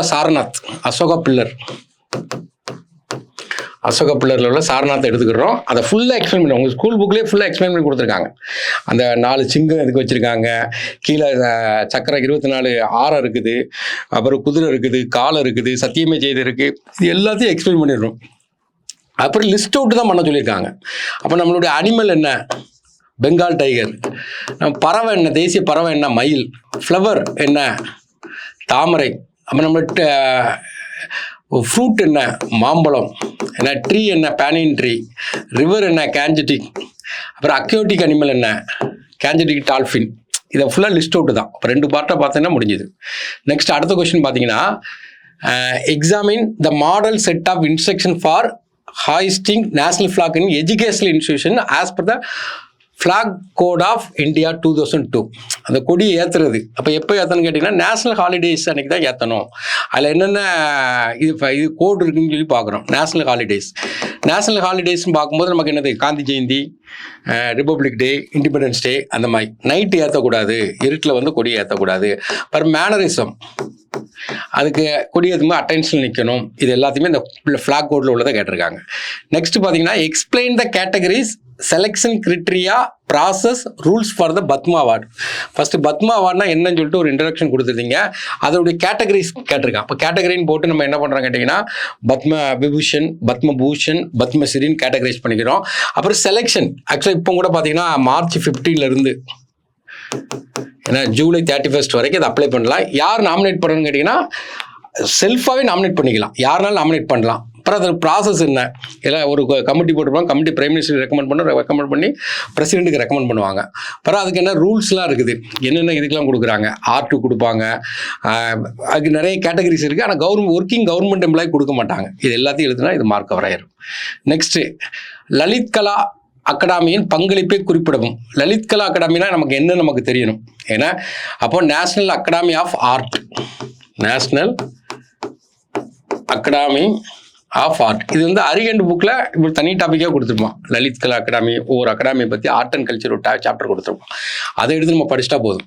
1954 ஆரம்பிக்காங்க. ஏன்னா டெல்லியில் இருக்குது ஆர்ட் அண்ட் கல்ச்சர், அவ்வளோதான். இப்போ இங்கே என்ன எதுக்காண்டி அதனுடைய என்ன கேட்டிங்கன்னா கான்ட்ரிபியூஷன் தான் கேட்கும். அப்போ என்னன்னு கேட்டிங்கன்னா ஃபுல்லாகவே ஆர்ட்டை வச்சு நம்ம எழுதுகிறோம். அப்போ நேஷனல் எக்ஸிபிஷன், ஏன்னா ஆர்டிஸ்ட்க்கு சப்போர்ட்டு, ஆர்ட் எஜுகேஷன், அதனோட கான்ட்ரிபியூஷனை கேட்டிருக்கான். நெக்ஸ்ட் என்ன சிலபஸில் உள்ளதுதான். சிலபஸ் பாருங்க, organisation for fine arts, dance, drama, music, culture, panorama. அடுத்த கொஸ்டின் பார்த்தீங்கன்னா write about the public service broadcaster Prasar Bharati in India. இது ஒரு கொஸ்டின். ஆண்டுன்னு வந்துட்டு பாருங்க, அது வரைக்கும் ஒரு கொஸ்டின்ஸு. அதுக்கப்புறம் it's 2 major part, Akashvani and Doordarshan, 3 பாட்டை உடச்சிக்கலாம். இப்போ ஆண்டுன்னு நமக்கு பிரிச்சு எழுதுறதுக்கு இருக்கும். இப்போ ஃபர்ஸ்ட் வந்து பப்ளிக் சர்வீஸ் பிராட்காஸ்டர் பிரசார் பாரதியின் இந்தியாவை நம்ம சொல்லியிருந்தோம். இது எப்போ ஆரம்பிக்காங்கன்னா 1990 ஆரம்பிக்காங்க அப்படின்னு சொல்லி இதுக்கு ஒரு இன்ட்ரோடக்ஷன் கொடுத்துருந்தோம். அதில் உள்ள மேஜர் பார்ட் என்ன, ஆகாசவாணி. ஆகாசவாணின்னு நமக்கு தெரியும், ஆல் இண்டியா ரேடியோன்னு சொல்லிட்டு 1936 ஆல் இண்டியா ரேடியோன்னு சொல்லிட்டு ஆரம்பிப்பாங்க. 1936 அதை 1956 ஆகாசவாணின்னு சொல்லி பேரை மாற்றுவாங்க. அப்போ வந்து நமக்கு வந்து ரேடியோ, அது தூர்தர்ஷனுங்கிற டெலிவிஷன். அப்போ 1959 ஆரம்பிக்காங்க. இந்த ரெண்டுமே பார்த்தீங்கன்னா 97 பிரசார் பாரதியில் என்ன செய்றாங்கன்னா இணைக்கிறாங்க. இதை பற்றி ஃபுல்லாக நம்ம வந்து இன்ஸ்ட்ரக்ஷன் கொடுத்துருந்தோம். நெக்ஸ்ட்டு அடுத்த question, explore the theoretical base and evolution repertoire and famous exponent of Bharatanatyam. அப்போ பரதநாட்டியத்தை பற்றி ஒரு இன்ட்ரோடக்ஷன் கொடுத்துருந்தீங்க, அதனுடைய அடிப்படை கோட்பாடு. அப்போ நாட்டிய சாஸ்திரி வந்து பரத முனிவர் எழுதியிருப்பார். அந்த பரத முனிவர்லேருந்து நமக்கு பரதநாட்டியங்கிறது உருவாகுது. இது எங்கே உருவாகுதுன்னா கோயிலில் தான் அந்த பரதநாட்டியங்கிற கலை உருவாகுது. அப்போ அதை பற்றி ஃபுல்லாக தியரிட்டிக்கல் பேஸாக கொடுத்துருந்தோம். அடுத்து எவல்யூஷன், இதில் என்னென்ன எவல்யூஷனா ஜவால், தில்லாடி, மரகம் அப்படின்னு எவல்யூஷன் ஆனது. அப்போ ஃபேமஸ் எக்ஸ்போனன்ட் ருக்மிணி தேவி, அருண்டாளி, பால சரஸ்வதி, இதெல்லாம் நீங்கள் கொடுத்துடணும். அந்த கொஷினை உடச்சி பார்க்கணும், என்னெல்லாம் இருக்குதுன்னு பாருங்கள். தியரிட்டிக்கல் பேஸ், எவல்யூஷன், ரிப்பர்ட்ரியார், அடுத்து ஃபேமஸ் எக்ஸ்போனன்ட். அப்படி பார்த்து நீங்கள் எழுதிட்டீங்கன்னா அது ஆட்டோமேட்டிக்காக கவர் ஆயிடும். இப்போ நம்ம என்ன பார்த்துருக்கோம்னா சிலபஸை ஃபுல்லாக டீகோட் பண்ணியிருக்கோம். அப்போது என்னென்ன கொஸ்டின் கேட்டிருக்கான்னு பார்க்குறோம், எப்படி அட்ரஸ் பண்ணணும் அப்படின்னு பார்த்துருக்கோம். இப்போ வந்து மாடர்ன் இந்தியாவில் ஒரு புரிதல் இருக்கும். அதுக்கப்புறம் நம்ம உட்காந்து படித்து நோட்ஸ் எடுக்கணும். கண்டிப்பாக வந்து எல்லா டாப்பிக்கும் 1 பேஜ் நோட்ஸ் எடுத்துகிட்டு அதுக்கப்புறம் அதுலேருந்து ப்ரிப்பேர் பண்ணணும். நெக்ஸ்ட் எத்திக்ஸில் பார்க்கலாம்.